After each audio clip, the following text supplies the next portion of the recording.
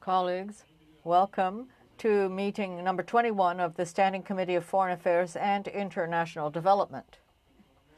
Pursuant to the motion adopted on May 5th, the committee is meeting with the Global Fund to fight AIDS, tuberculosis, and malaria. Interpretation is available through the globe icon at the bottom of your screens. And for members participating in person, please do keep in mind the Board of Internal Economy's guidelines for mask use and health protocols.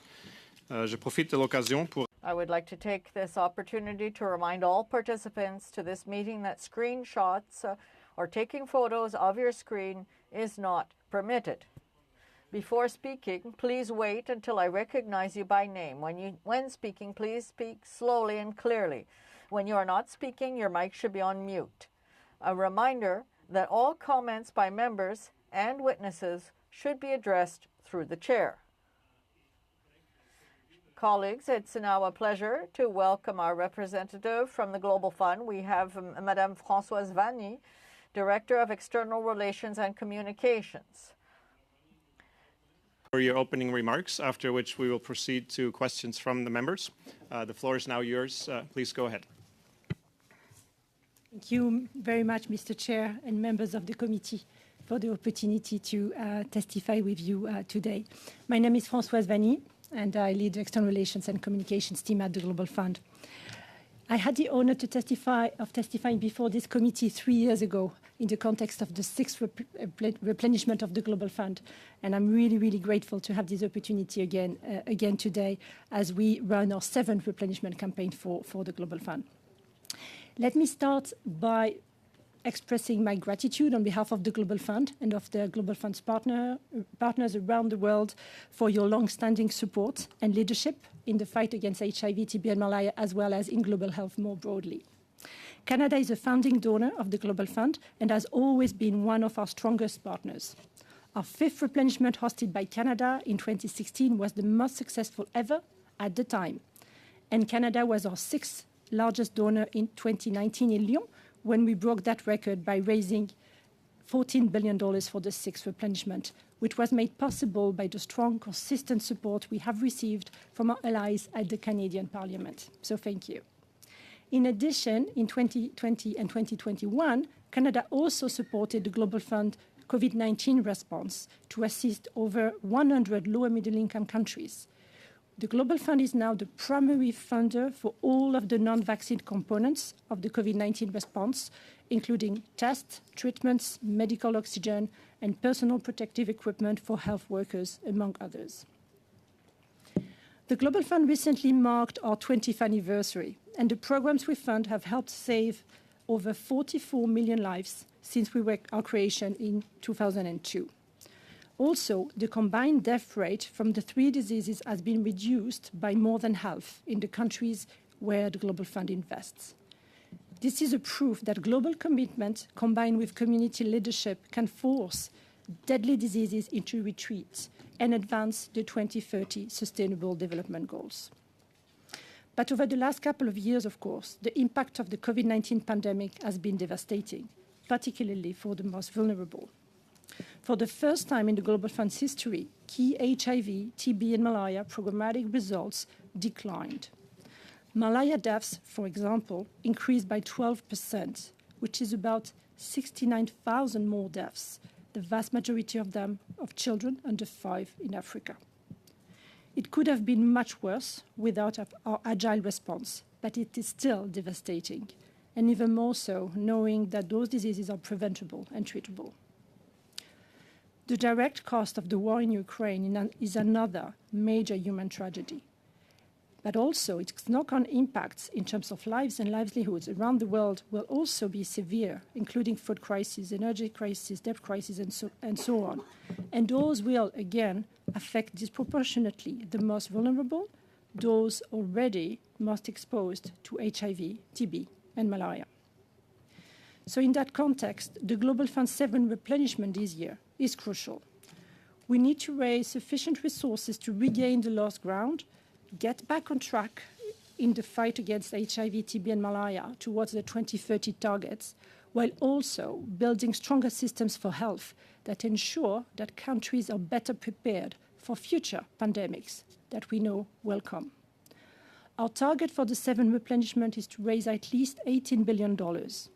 This is almost 30% increase from the previous cycle, and this is because of the enormous setback the world has experienced over the last 2 years.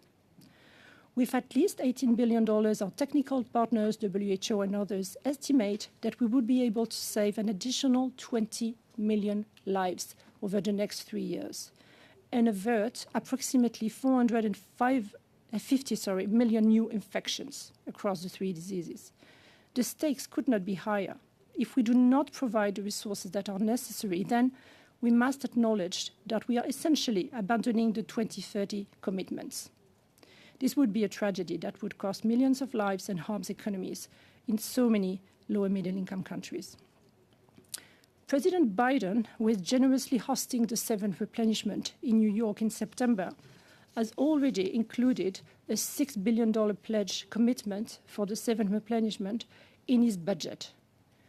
U.S. law requires that for every dollar the U.S. commits, it needs to be matched by $2 from other donors.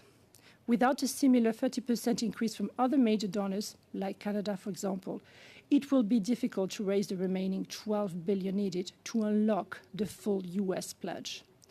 So we are here today to seek your help securing a Canadian pledge commitment that meets this target, as we do not want to leave money on the table. The Global Fund has proven to be an effective, agile partner in development as well as in time of crisis, whether about supporting low and middle-income countries in their response to COVID-19 or by ensuring continuity of life-saving treatments for conflict-affected populations in Ukraine or indeed many other places. It is also a powerful tool to advance human rights and gender equity, which are at the very core of our strategy. We have, for example, significantly increased our investments for adolescents, girls and young women to prevent HIV in 13 priority countries where the HIV burden is highest.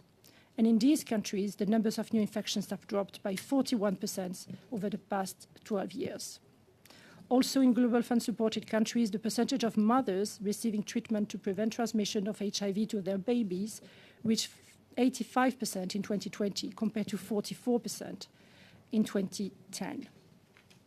By focusing on breaking down human rights or gender-related barriers to health, the Global Fund ensures that no one is left behind. Thank you again for this opportunity today, and I will be very, very happy to answer all of your questions. Thank you so much. Merci beaucoup, Madame Vanni, pour vos remarques. Thank you very much, Madame Vanni, for those opening remarks. We'll go with our first round of questions. There's our 6 minutes. To lead us off for 6 minutes. Thank you very much, and thank you for being here, and I appreciate the opportunity. My questions will focus on issues around maximizing fund effectiveness and understanding some of your internal processes along that line. To start with, there was a report out last month from your Inspector General raising concerns about fund allocations in Liberia. I wonder if you could just update the committee on what is happening in Liberia and what the response has been.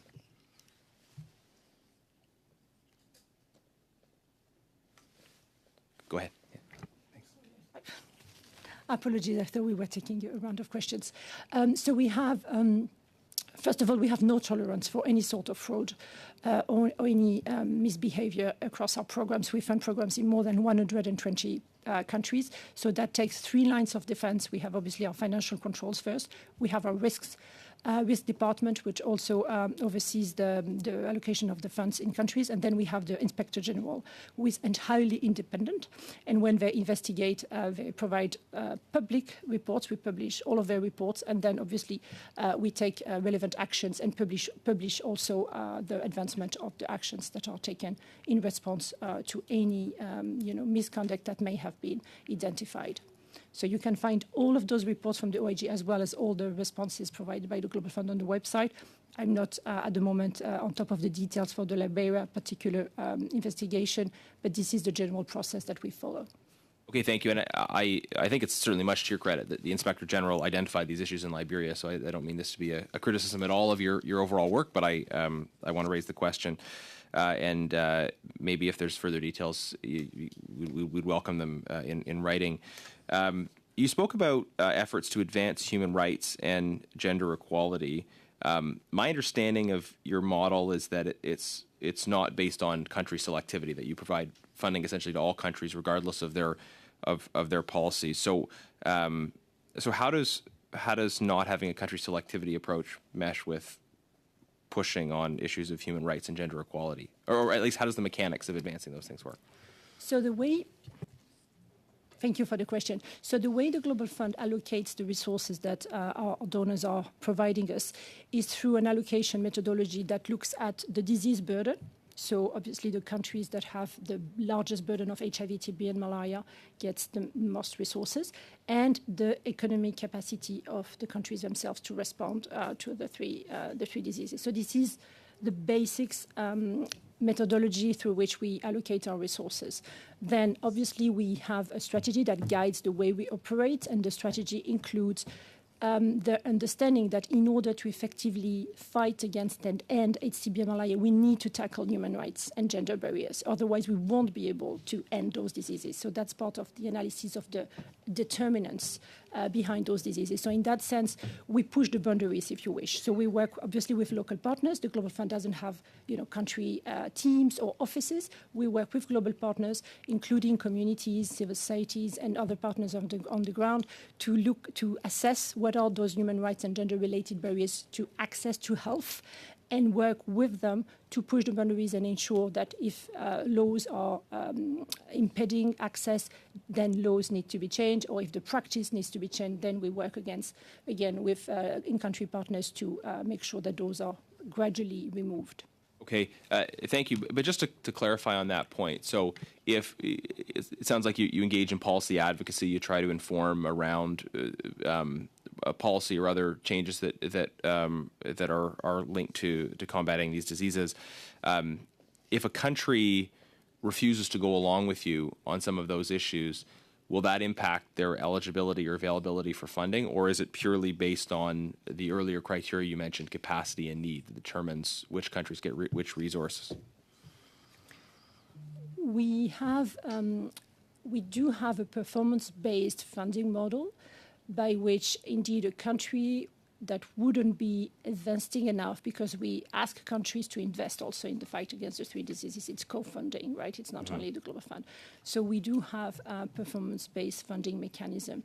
When it comes to human rights and gender-related barriers, it's not a straightforward response, obviously, because if we did have that as a criteria, then we would leave a lot of people who need life-saving treatments behind and putting their lives on the line. So it's more of a progressive approach, if you wish, trying to convince and change the, as I said, the policies and practice on the ground, step by step.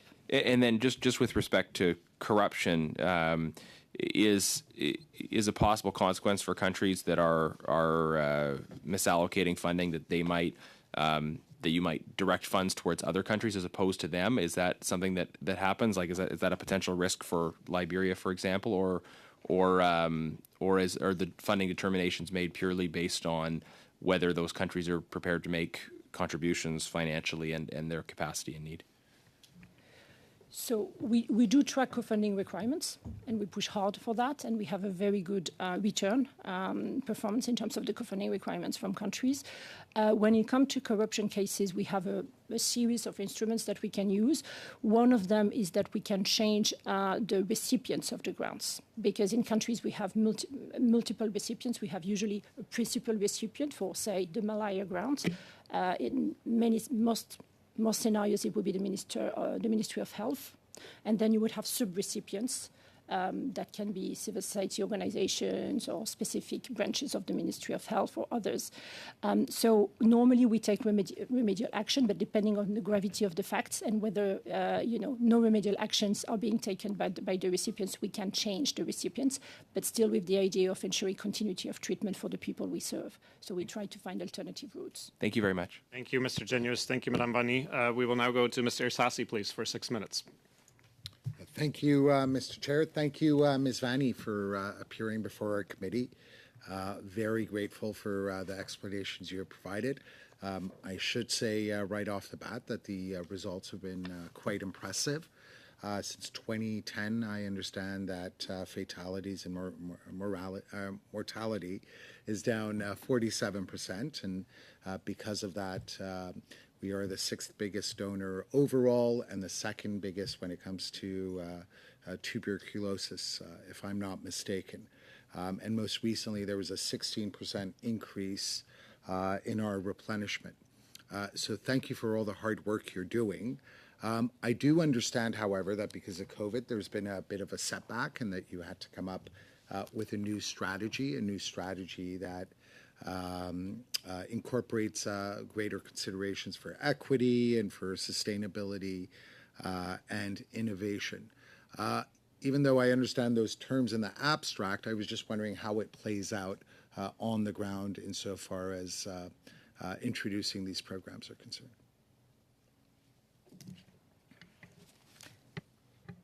Thank you. Thank you very much for the remarks. And indeed, we are quite proud that together over the past 20 years, we have saved 44 million lives. It's quite remarkable and humbling. So you're right, COVID-19 has been a shock for everybody, right? For countries, rich or poor alike, and for organizations and partners like the Global Fund. So there are a lot of lessons to be learned, and we were in a way challenged, but also lucky enough to be developing our new strategy for the next 6 years in the context of the COVID-19 pandemic. So we were learning literally by the day and feeding the new strategy through all of those lessons that we were learning. So indeed, the new strategy reflects all of that. So one, the importance of community and people-centered health services, right? And we've learned that very much through COVID-19. Without the communities who are on the front line and the community health workers who are on the front line, it's very difficult to fight a pandemic, whether this is an old pandemic like tuberculosis or a new pandemic like COVID-19. So communities and people are much more at the center of the new strategy. Similarly, equity. We've learned that no one is safe until everyone is safe, and that the most efficient way to respond to COVID was actually also the most equitable way to respond to COVID globally, that we couldn't fix it somewhere and let it go somewhere else. So equity was very much at the center of what we learned through the COVID-19 response. And similarly, so this is at the heart of the strategy. On innovation, we have also the ambition of being much faster at developing and scaling up the introduction of new products in the fight against HIV, TB, and malaria, because we've seen how transformative that can be, how fast that can be when there is the political commitment, when there is investments, and when there is a burning platform, like it's been the case for COVID. Innovation can be extremely fast and extremely transformative and just save lives. So we will be investing much more in that space to accelerate progress on HIV, TB, and malaria. Thank you. And it's your estimation that the 2030 target, which was set by the United Nations, will be met, correct? So at this stage, we are off track. If we continued at the same pace, rate, and way that we are currently going in the fight against the 3 diseases, we are off track. We were already slightly off track before COVID, but COVID-19 pushed us far, far off track. So, but there is the possibility of going back on track if we take action now. If we don't scale up the investment and the innovation and the cooperation now and in the coming 2 or 3 years, then we will be. But if we do, we can reach the target. Absolutely. Excellent. Yeah. Great to hear. And in which region would you say progress has been most pronounced so far? Well, it depends across the different. So 75% of our investment is in sub-Saharan Africa. Because this is where the highest burdens are and the lowest economic capacities can be found as well. So we have seen progress across the 3 diseases and then across the regions, but perhaps to flag that the disease that was mostly left behind before COVID and that has most suffered from COVID as well is tuberculosis. Yes, because the innovation has not been as active as it could have been. Treatments are still the old treatments, etc. Innovation has not been sufficient in that space. and there is a lot of yes, a lot of challenges in the tuberculosis space. So yes, and we've seen that in the context of COVID as well, because the two have been very much combined and have created more vulnerability for the countries with high prevalence of tuberculosis, like India, for example. So yes, I wouldn't say a region is particularly doing better than another one, but we do have perhaps more entrenched challenges in the tuberculosis space that we need to tackle. And speaking of entrenched challenges, when it comes to HIV infections, just so you can elevate our appreciation of the many challenges that you're contending with, could you tell us what some of those specific challenges are for HIV infections? And just a brief answer in the interest of time, please. Yes, very quickly. So in HIV, the challenge is mostly on the prevention side. We've done a lot of progress on the treatment side. We are able to save people's lives and allow them to live healthy lives with antiretroviral treatments. On prevention, we need to scale up our efforts, mostly in two areas: adolescent girls and young women. This is where most new infections take place in Africa. Almost 900 additional a week, so it's massive. And then key populations, so people most particularly vulnerable to HIV, such as sex workers, men who have sex with men, drug users in particular. So this is where we absolutely need to focus our efforts. Thanks. Merci beaucoup, Monsieur Sassi. Merci, Madame. Thank you, Mr. Sassi, Madame Veni. Mr. Bergeron, you have 6 minutes. Thank you, Mr. Chair. Thank you, Madame Vani, for being here with us today to make us aware of the importance of these 3 pandemics that are ongoing and that have moved to a secondary importance because of COVID-19, but they're still very important issues. I was listening to your opening remarks very attentively, and I was surprised to see that you did it only in one of the Canadian official languages, so please feel free to respond in the language of Molière if you would like to do so. Mr. Sassi has spoken, and I spoke about that also, that there are negative effects of COVID-19 on the combating of AIDS and tuberculosis in particular, as well as malaria. But I've also noted that COVID has allowed us to develop new vaccine technology with the mRNA vaccine technology, and there has been an announcement at the beginning of 2022 that there would be clinical trials for messenger vaccine for SIDA, for AIDS rather, and also that there's going to be a clinical trial for mRNA vaccine for malaria. So can you let us know how things have moved ahead with respect to those clinical trials, and are there results yet available? Thank you very much. And of course, I will be pleased to respond in French. I'm very pleased to hear you.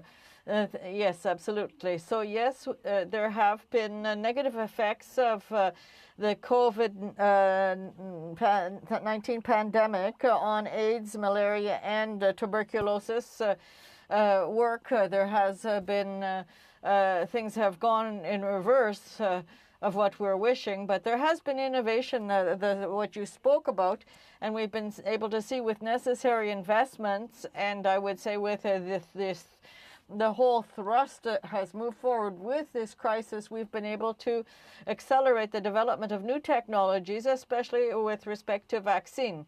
So that does give us hope, because those 3 diseases, even though they've been around for decades, there is no vaccine. So hopefully there is this mRNA messenger vaccine, which will be helping.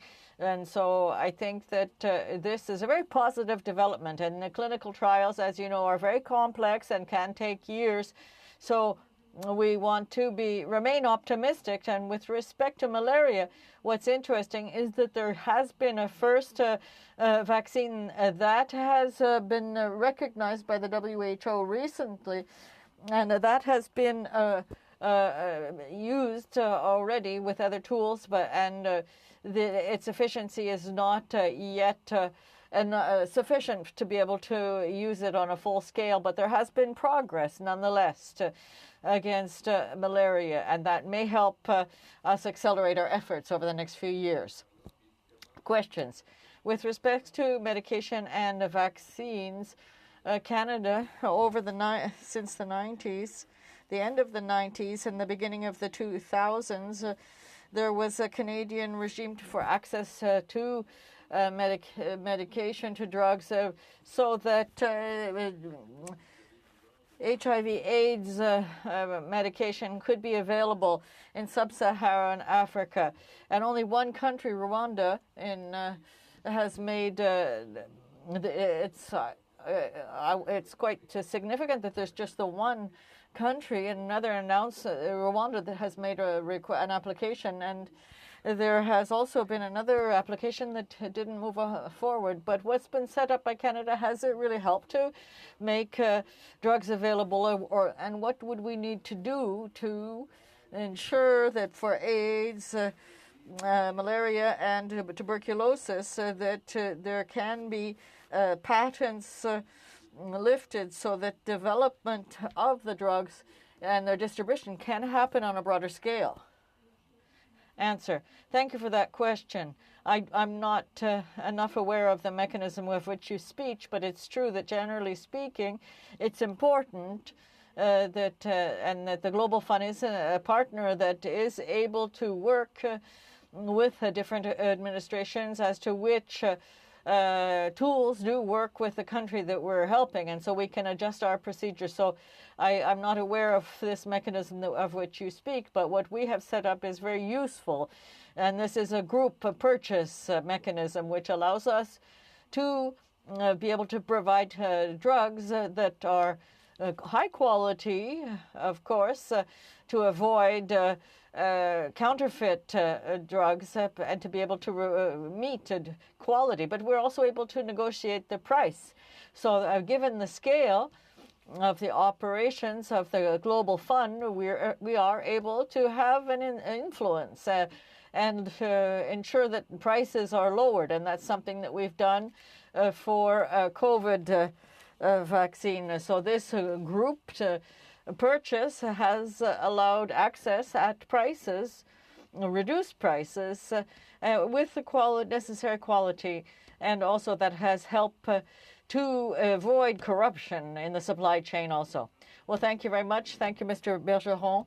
Ms. Mehurst. Chair, and I also would like to thank you for joining us today. It's such a pleasure to have you here, and I want to thank you and your whole team for the incredible work that you do around the world. I think what I'll start with is just we're of course very happy that the Canadian government did have the replenishment of $930 million for the 2020 to 2022 period. Of course, that period is ending now, and we are looking at the replenishment of the fund. What do you require from Canada, and what is the timeline that you would like to see that happen within? Thank you. Thank you very much for your kind words. So we are at the moment implementing the funds that we raised for the sixth replenishment. So it's not over, and thank you, Canada, again for your very robust pledge. So implementation is ongoing, and indeed we have never deployed as much resources in the past. It's really a scale up in terms of the Global Fund support to low and middle income countries in the fight against the three diseases, let alone COVID. So that being said, so this year we aim at raising at least $18 billion ahead of and at the pledging conference, which is being scheduled by President Biden for September in New York. Dates still TBC. And this money would be made available to countries. We will be negotiating the grants next year 2023, and then they will be implementing such grants in the period 2024-2026. This is how it works, right? We raise 1 year, we negotiate 1 year, and we implement in the following 3, more or less. Now, in terms of the mobilization on the Canadian side, we thought it would be really interesting to explore the AIS conference as a potential platform for Canada to express its commitment and potentially announce its pledge, because that would, set up the momentum and show the commitment ahead of the New York pledging conference later in September. And what amount would be? I mean, this is an opportunity for you to speak to the Parliament of Canada. What would you like us to pledge? What would that number be? Thank you. So, in fact, what I tried to explain at the beginning, so the $18 billion target represents an increase by 30%, roughly, compared to the 6 replenishment. And that 30% is not because suddenly we have become more expensive. In fact, we have very low operating costs, for your information. 5.2% is our level of operating costs, so very, very low. But because of the COVID-19 knock-on impact on the 3 diseases. So this 30% increase is what we have in terms of the funding needs, and this is what we expect our major donors to consider as a potential pledge for this time. And as I said, what is happening is that the US as the host, but also as our largest donor, has already committed that 30% increase with their commitment of $6 billion. And if we want to unlock those $6 billion from the US, we need to find the other 12. And this is why it's so important that all of our major donors step up, because if they don't, we won't be able to find the $12 billion, and therefore we'll leave US money on the table. Which I think we can all agree at this point in time, coming out of COVID-19, this is not a situation we want to be in. So realistically, the quicker Canada can make that pledge of 30% more than the 20 to 2022 pledge would be really, really extremely helpful to the organization and to saving, the lives of countless people around the world. I have a concern as well, as somebody who's worked in international development for some time, we have heard that the countries will be allowed to use their vaccines as part of the calculation for official development assistance, which would mean there could be less money within that pot for actual development work going forward. And knowing where we're at, knowing the gains we've lost over the past 2 years, 3 years, it would be devastating for development around the world, particularly seeing the food shortages we're seeing out of Ukraine and many other contributing factors. Can you talk a little bit about what that would look like if ODA was reduced because vaccines were included in the calculation? That's a very daunting question. Because in fact, what we do face at the moment is, I think it's a false dilemma. On one side, say, okay, we are going to stick to our 2030 targets, the long-term sustainable development goals, for which we need sustained funding from donor countries, but also sustained commitments from implementing countries as well. And on the other side, we have crises we need to urgently respond to. COVID-19, Ukraine, Afghanistan, and many others. But this is a false dilemma, because if we jump into responding to one crisis after the other, you could add the climate crisis in that list, and at the expense of sustaining the long-term investment that is needed to reach the targets, then what we will be doing will be to lay the ground for future crises, right? So I think if we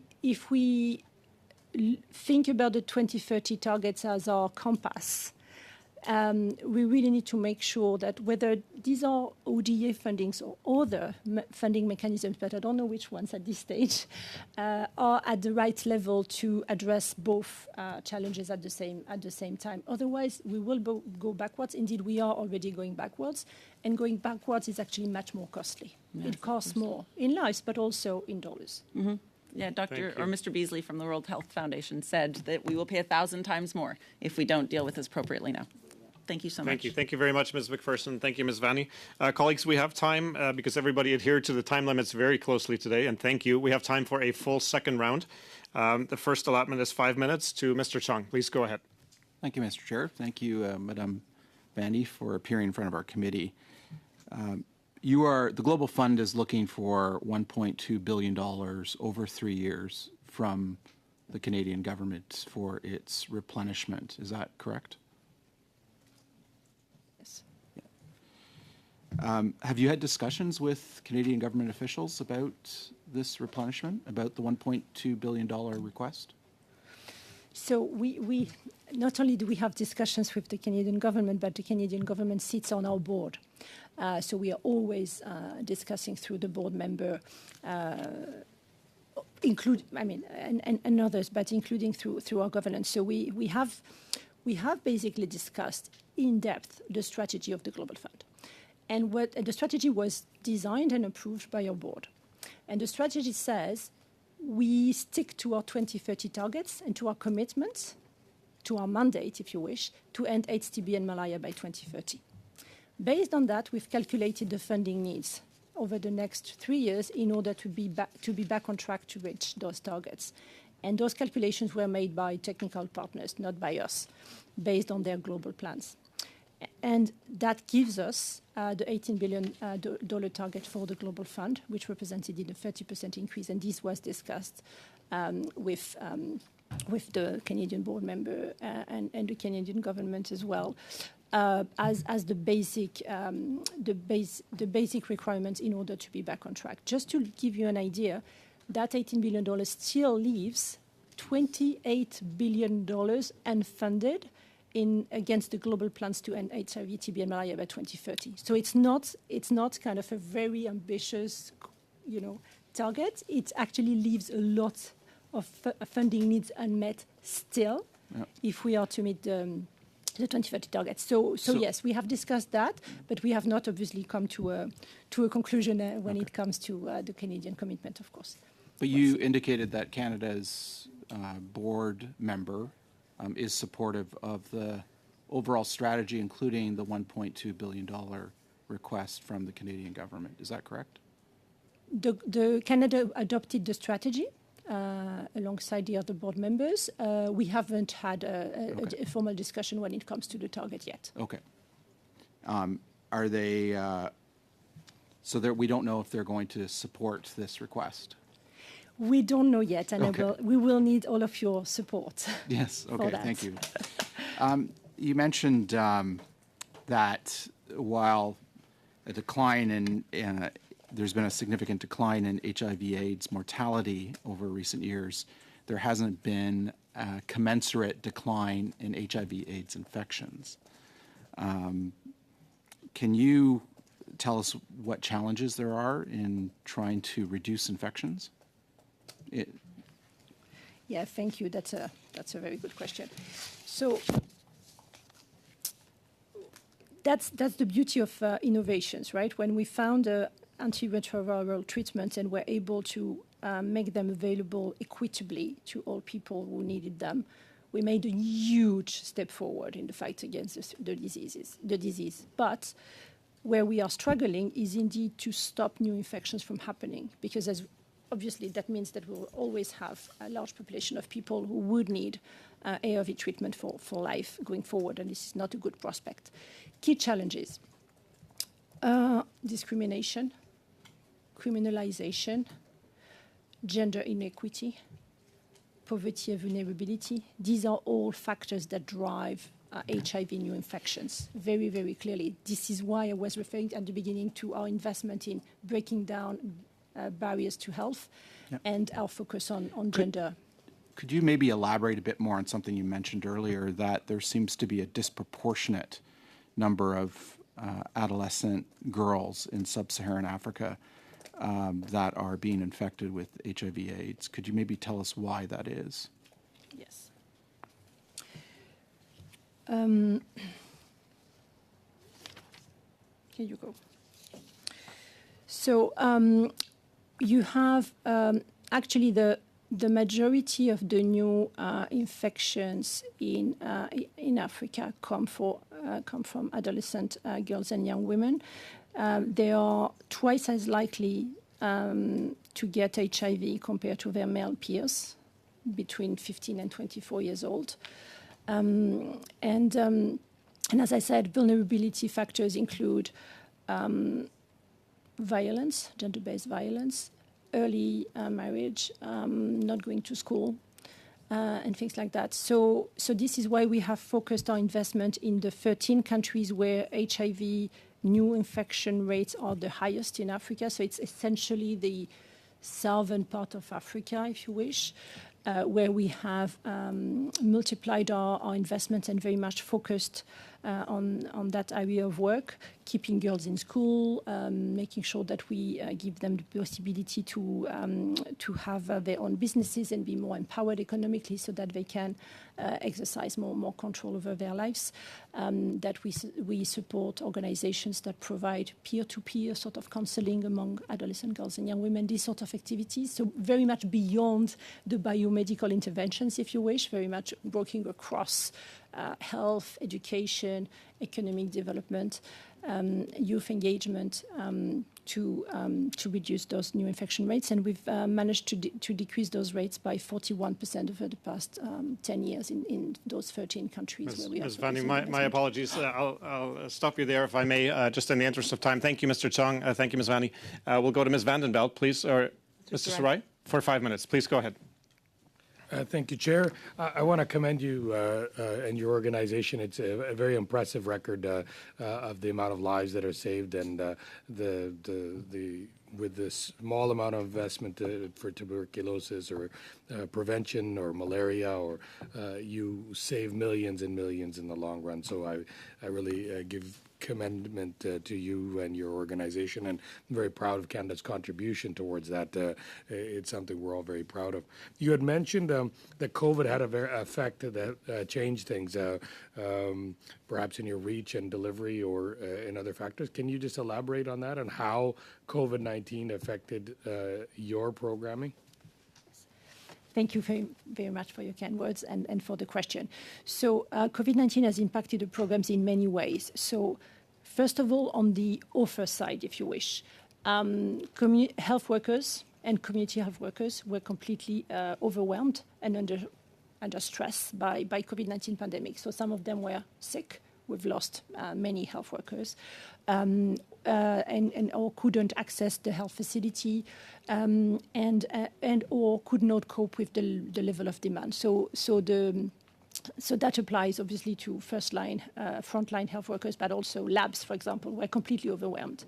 So that means that the health workers or the labs that were usually used to fight tuberculosis or malaria or HIV were busy dealing with COVID-19 and could not cope with everything at the same time. The other aspect is more on the demand side, where you had a lot of people who, for example, had fever, let's say, in Burkina Faso, and having fever, they understood that they shouldn't go out from their houses, they should not go to the health center because it could be COVID and therefore they could contaminate others. So contradictory injunctions, right? And for TB, similarly, if you cough, you should immediately get tested and get treated. But if you cough and you have COVID, you should stay home. So it was very difficult for people to actually know what to do. And so there was that. And then also lockdown orders that prevented people from getting access to treatments or prevention services. So we've seen indicators go backwards very significantly in HIV testing, very, very, very badly affected. TB testing and treatments as well were very, very badly affected. Malaria resisted a bit more because programs and actors on the ground managed to adapt the way they distributed, for example, mosquito nets. They went door to door, and therefore such programs were more resilient to COVID-19. But TB and HIV were very, very badly affected because of those different factors. And are there broader ramifications for like malaria infections that happened as a result of the increased malaria outbreaks? And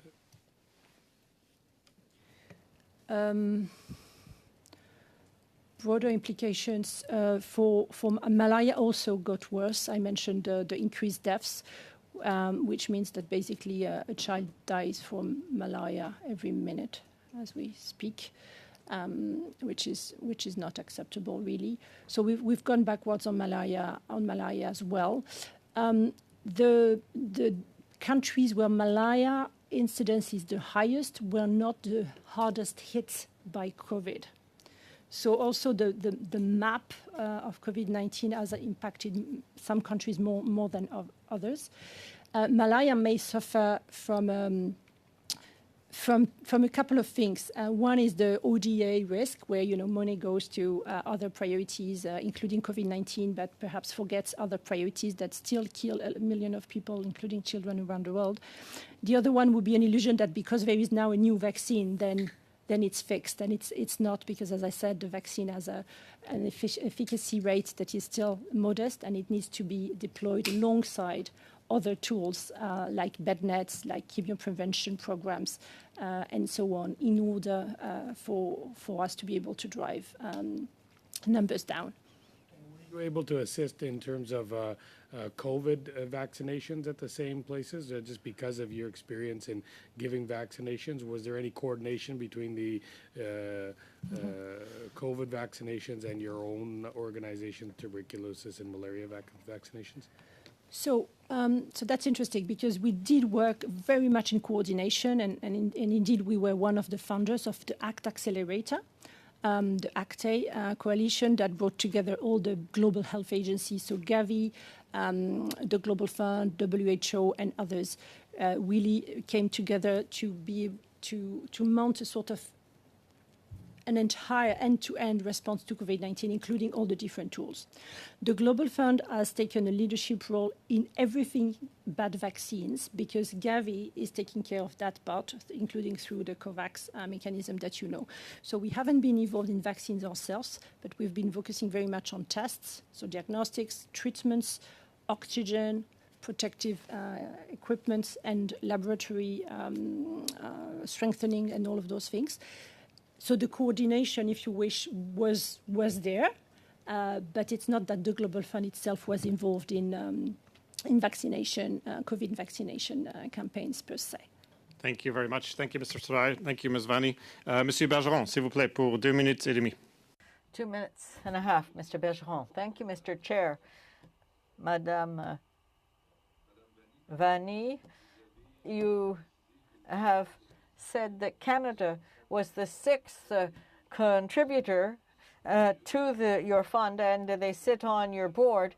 I think it's somewhat of a concern that the fund is not aware of the Canadian access to a drug regime, which has been part of the strategy to be able to make sure that drugs are available to developing countries and to counter HIV/AIDS. And you said that you have a pool of drugs available, made available by contributing countries that contribute to the fund. So does Canada participate in this fund of this pool of drugs, and what is the contribution of Canada? And how does that pool work for those 3 diseases? Well, thank you. Answer. I will look into the Canadian mechanism to be able to come back to you on that issue. So for the group purchasing, the mechanism, this is for purchasing. So it's not, if you will, a pooling of different drugs that are provided by different countries, but rather it's a question of negotiating upstream so that the Global Fund is able to negotiate with the different drug companies, and so they're able to then put those drugs together, so that the different countries, so that it is the different countries that determine their needs. And so they're the ones that look at what is a priority for them with respect to the diseases. And so they will use this group purchase mechanism to be able to have lower prices. So it's not a pooling, if you will, of drugs, but rather it's a regrouping of purchasers to be able to get a quality at a better price. I hope I've responded to your question. Yes, thank you, Madame Vanni, thank you. Thank you, Mr. Bergeron. That is your 2.5 minutes. Madam McPherson, please, for 2.5 minutes as well. Thank you, Mr. Chair. This has just been so fascinating. Thank you. I have a quick question. Knowing that COVID-19 is a new pandemic that we have heard many times is going to be with us for the long term, is there any discussion about the Global Fund looking at including COVID-19 in the HIV, AIDS, tuberculosis, and malaria bucket? Excellent question. So the discussions were, so at the moment we continue to deliver our COVID-19 response thanks to Canada's support and other donors. We have been able to deploy $4.3 billion additional to countries to help them fight COVID-19. So that is ongoing. And funding needs, by the way, are not covered for the COVID-19 response coordinated by the ACT Accelerator Coalition, as I've mentioned. When it comes to the Global Fund sort of long-term intent, the current strategy remains focused on AIDS, TB, and malaria because this is our mandate. This is why we were created, and we really need to meet our commitment there. But it also includes the recognition of the Global Fund's role in pandemic preparedness. So beyond COVID, in a way, recognizing that during the COVID-19 pandemic, the very same infrastructures and systems and networks that the Global Fund has been able to support in countries to fight AIDS, TB, and malaria were the ones that countries used to respond to COVID. Exactly the very same community health workers, the very same labs, the very same supply chains, data systems, and so on. So in that sense, the decision made by our board was not so much let's continue with COVID because it's not something that we can foresee. We will if needed, but it's not something that we can foresee scientifically, let's say. But the board has agreed that we should play a more deliberate role in helping the world get better prepared for future pandemics, leveraging our investments in health systems. And in that sense, the $18 billion target that I've mentioned includes an estimated $6 billion investments in health system strengthening, which means essentially helping those countries get better prepared for pandemics, because this is what health systems do.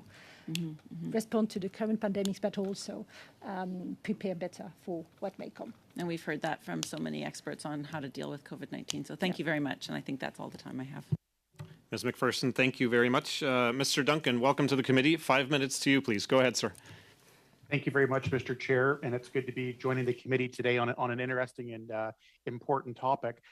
I want to maybe address some of my questions pertaining to the financing model, and just a couple of questions on that. In the replenishment, as it's noted, over 90% of the funding that helps the fund comes from governments, but there is an amount there from private sector foundations. In your replenishment, can you speak to the role that those private aspects have? Is that something you're looking to increase as well? And what, and I look at that from the synergy perspective of the performance-based model that you've got, the transparency in terms of the Inspector General and the system you've got. Are you seeing more of an uptake in interest in that when it comes to funding opportunities as part of this replenishment? And is the private sector done at the same conference as well? Perhaps you can address those first. Thank you very much. So indeed, in terms of the funding model, we do have more than 90% of our resources coming from governments or sovereign donors, 93% exactly at this point in time. The rest does come from private sources. So in that space, we have long-standing partnerships, and we also have very high ambitions for this replenishment. We are ambitious because COVID-19 has demonstrated to everyone, including the private sector, how important it is to invest in health systems and prevent, outbreaks to become pandemics, as we've seen in COVID-19 in the COVID-19 crisis. So there is indeed, to respond to your question, there is indeed more momentum, and we are very ambitious with. 2 or 3 things with the private sector. One is we are targeting and mobilizing philanthropists, so high net worth individuals, and asking them to step up in the fight against the 3 diseases. We already have a few, obviously, engaged with us, including the Gates Foundation, but also others. And we want and expect more contributions from that angle. We are also mobilizing the private sector, in particular corporations, for their know-how. and bringing them on board to bring particular innovations, particular tools, particular capacities that they have to help us accelerate our work and drive innovation in particular areas where we are finding bottlenecks and we are not as impactful as we would like. So, for example, in data management is one area where we have a number of partnerships with the private sector to help us leverage change in that space. Also in the supply chain space, bringing the private sector experience is very, very, very helpful. Could I ask, in that as a part of the replenishment conference, then I'm assuming the private sector foundations are invited there. That's where they're making their pledges.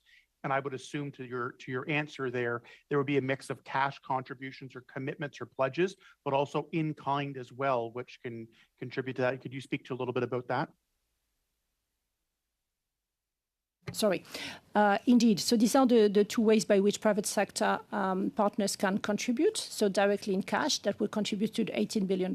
And we very much hope to get such commitment, not only at the conference itself, but before that. And the team is already working on securing early pledges in the coming weeks, hopefully.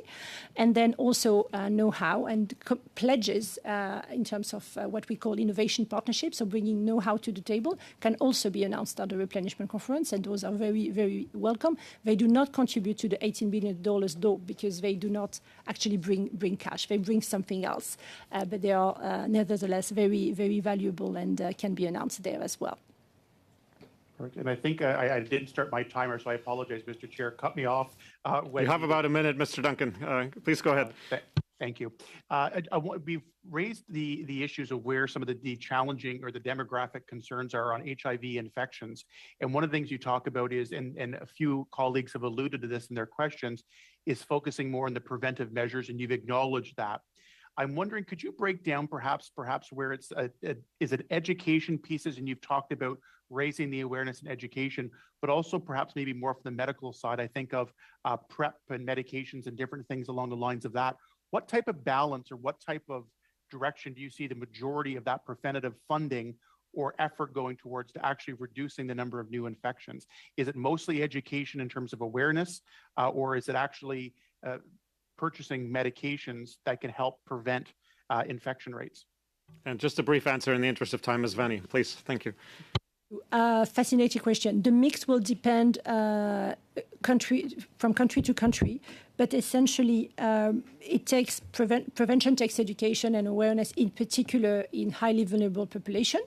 So this is where you need community leaders and you need peer-to-peer education. You don't need the doctor very formal going to those populations. So you need a particular approach in that sense. And you need tools, you need tests. Test. And in that sense, you need self-tests, for example. We need to scale up self-testing. And this is one of the lessons we've learned from COVID as well. These tools are really important. And also, obviously, all the treatments, including PrEP. There is a lot to be done still in that space. Thank you very much, Ms. Vanni. Thank you, Mr. Duncan. And our final intervention, final series of questions this morning goes to Dr. Fry for 5 minutes, please. Thank you very much, everyone. And Ms. Vanni, you are doing a yeoman's job here. You're answering all the questions that are thrown at you. So I want to thank you for your knowledge and for spending the time to talk to us about this. I need to ask a couple of questions. One of them is about, and I only have 5 minutes. One of them is about tuberculosis. What about the old vaccine for tuberculosis? Does that work? Are we still giving them out? I mean, I don't know if we're doing that. And now that we have the malignant or the drug-resistant tuberculosis, why is it that we are having them only in certain countries? I mean, is there work being done on new drugs? Because this is a moving target. As we well know, the tubercle bacillus is able to evolve as new drugs come in. So what is your hope for tuberculosis? And then I need to ask you about malaria and HIV. So if it can be short and quick, thank you. I try. Thank you very much for your question. So tuberculosis, let me start by saying that it's underfunded. and we are not following the high-level summit on tuberculosis that was held in New York 3 years ago. It's underfunded. Multi-drug, across the three diseases, the one that kills most people, right? 1.6 million a year. Yeah. Multi-drug resistant TB is a high risk for global health security. MDR-related deaths already represent a third of antimicrobial resistant related deaths in the world. Very, very critical. So there is indeed a lot of efforts being put in that in searching for new drugs for MDR-TB. Indeed, absolutely. This is one of our key areas of work. Malaria is still a difficult problem. And I remember when back in the 50s and 60s, malaria, the eradication of the mosquito was very important. In many countries, removing standing water and all of those kinds of preventative measures were very successful. But then so was the drug DDT, which has been gone now. And what do we have to actually kill the mosquito that carries malaria?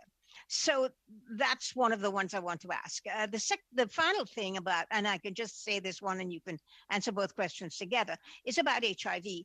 As you said, AIDS, we have the treatment, we are bringing down deaths according to AIDS, but the actual HIV, I find it astounding that it is high, twice as high amongst 15 to 24-year-old girls. You gave the reasons, but what are we going to be able to do to change some of those things?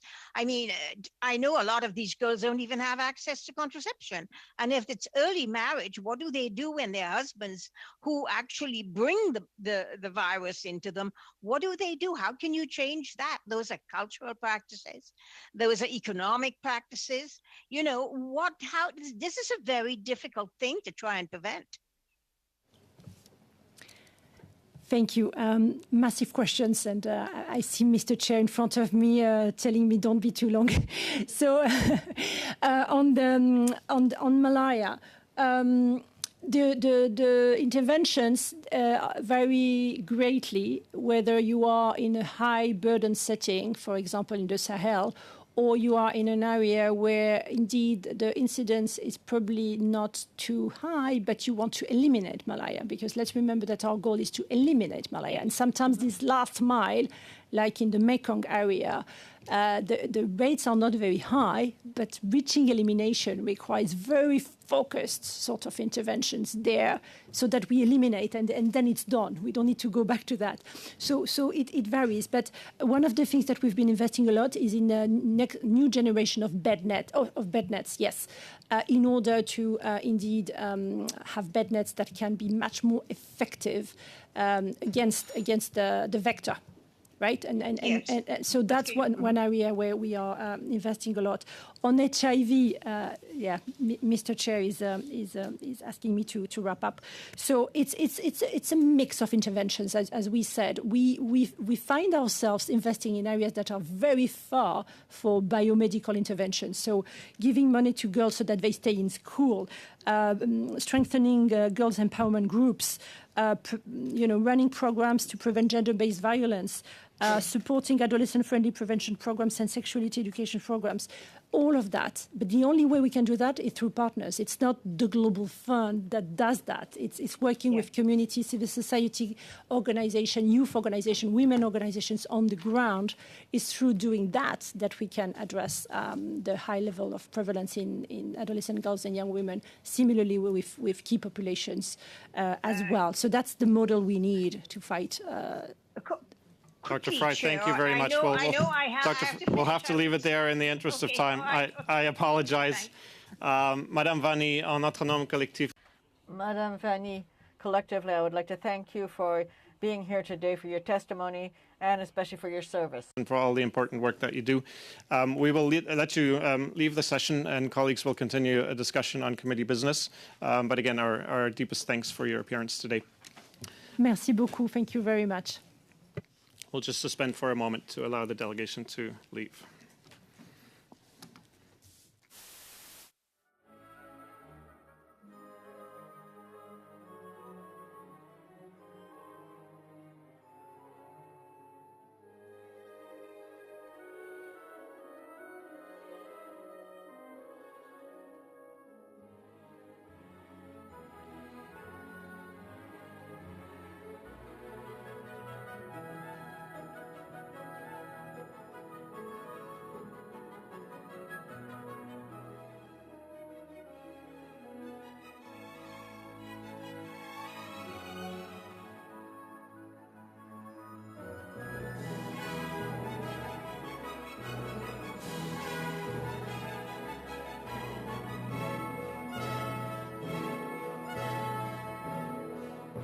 Intended to be in public. It's a half-an-hour session to discuss a number of motions, including one by Mr. Chung.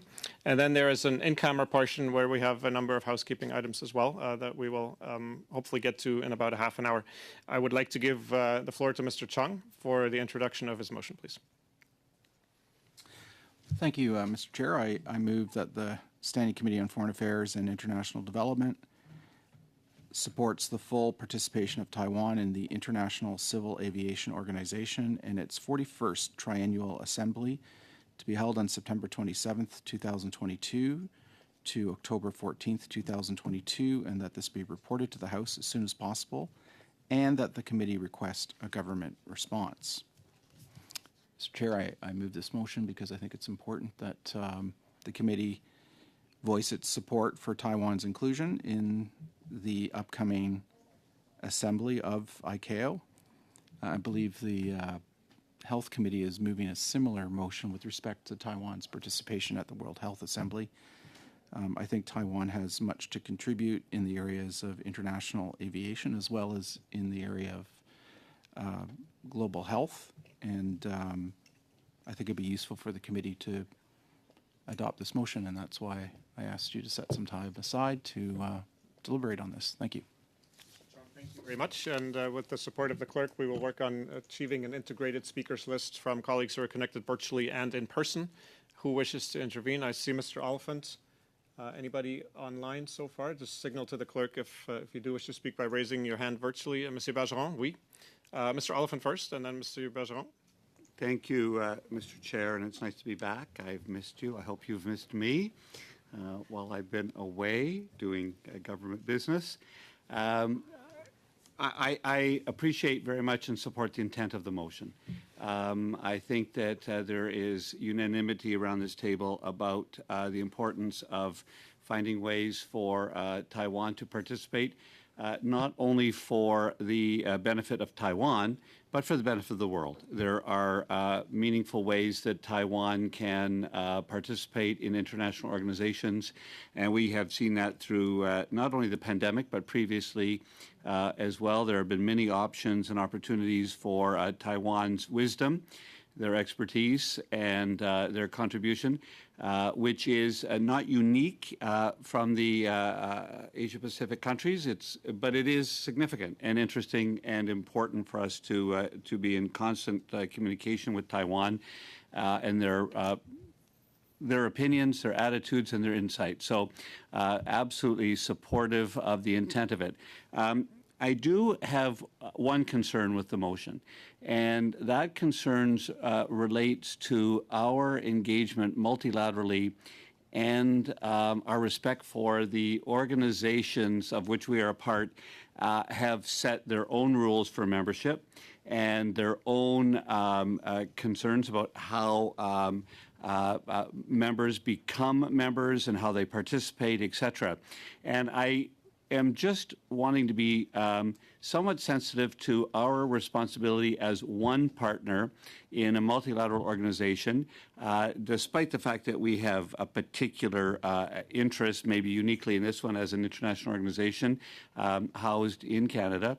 I think that we still want to add something to this motion that respects the right of that body in its own way of engaging in memberships. So I'm going to propose an amendment to it, and it is simply the first amendment would be inserting after participation of Taiwan in the International Civil Aviation Organization the phrase, while respecting the membership requirements of the organization. I just think that we, as a multilateral country, and this is the way Canada operates best, is that we are a middle-sized power. We find ways to engage through UN organizations, other organizations, bodies that come together, whether it's on trade, whether it's on health, whether it's on anything, this one, civil aviation. I think that we should at least acknowledge that. So the insert then would be the words while respecting the membership requirements of the organization. That would be my suggestion. Okay, thank you very much, Mr. Oliphant, and it is moved as an amendment, just to be clear. Thank you very much.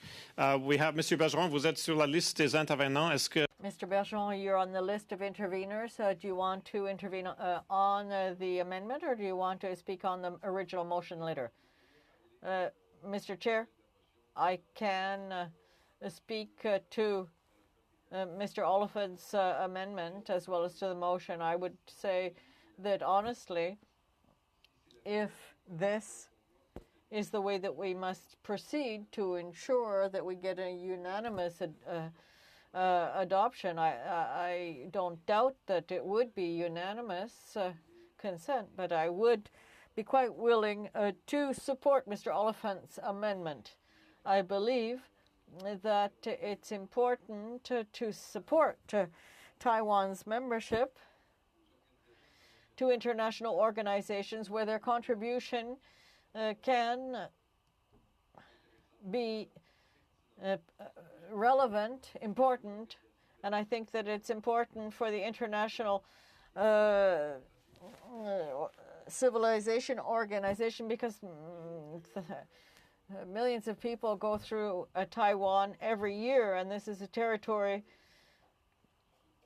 that is compliant, even though they're not a member. They do comply with all of the ICAO's rules. So I think that Taiwan could choose, since they're not a member, they could not remain compliant to ICAO requirements, which would potentially have important consequences on air traffic in that area. So I do think that we're unanimous with respect to the importance of having Taiwan participate in this organization. And I do believe that every organization does have internal rules with respect to new members. So personally, and I would like to make this comment, even though I am in favor of the amendment that proposed by Mr. Oliphant, I do think that maybe we're being somewhat overly precautious, if you will. In the case of the ICAO, the Canadian government has shown much less reservation with respect to Taiwan's membership to the World Health Organization and the World Health. There was no need to make such a detail and precision with respect to requirements of membership, but I do think that it is important that Taiwan be able to be involved in all of these organizations. So I am in favor of Mr. Oliphant's amendment as well as Mr. Chong's motion. Thank you very much, Mr. Bergeron, Mr. Chong, and then Madame McPherson. Chair, I support Mr. Oliphant's amendment. Thank you. Thank you very much, Mr. Chong and Ms. McPherson. Thank you, Mr. Chair. And I would also like to reiterate that Taiwan has an awful lot to offer, and so I support both the amendment and the motion as well. I'm just looking at the room and virtually. Are there any other interventions on Mr. Oliphant's amendment? Okay, seeing none, can we pass the amendment unanimously? Is there any opposition to Mr. Oliphant's amendment? Okay, seeing none, we've passed the amendment and back to the main motion. Any further discussion on the main motion as amended, either in the room or virtually? Okay, and is there any opposition to the motion, the original motion as amended? Okay, colleagues, we have passed Mr. Chong's motion as amended. Thank you very much. And we are still in the public portion of committee business. Are there any other items that members wish to bring forward? Dr. Fry. Thank you, Chair. I would like to bring up forward a notice of motion, or motion actually. I think you all have it in front of you. And it is that pursuant to Standing Order 1082, given recent reports of international backsliding related to women's sexual and reproductive health and rights, the Standing Committee on Foreign Affairs undertake a comprehensive study on the global access to the full range, and I underscore full range of health services, including family planning and modern contraception, comprehensive sexuality education, safe and legal abortion and post-abortion care, laws restricting or prohibiting women's rights to abortion, the medical and socioeconomic importance of maintaining the right to access safe abortion and prevention, and treatment of HIV, AIDS, and sexually transmitted infections, and what actions Canada can undertake to support women's sexual and reproductive health and rights globally, and that the committee hold no fewer than 5 meetings, and that the committee report its findings to the House. Dr. Chair, Fry? Yes? Sorry, did you want me to elaborate on the motion? If you wish to, you can. Members have heard the motion as you read it. Yes, I'd like to elaborate on the reason for the motion. Let me pause you for 1 second, Dr. Fry. A point of order, Mr. Chair. Yes. Is Madame Fry moving the motion right now, or is she giving notice of motion? No, I understood Dr. Fry as having said that she is moving it. It had been put on notice. And Dr. Fry, let me just confirm with you, are you actually moving the motion? I am moving the motion. Yes, she is moving it. It had been put on notice before. If you wish to elaborate, you still have the floor on that, Dr. Fry. Point d'ordre, Monsieur le Président. Thank you. A point of order, Mr. Chair. Yes, Mr.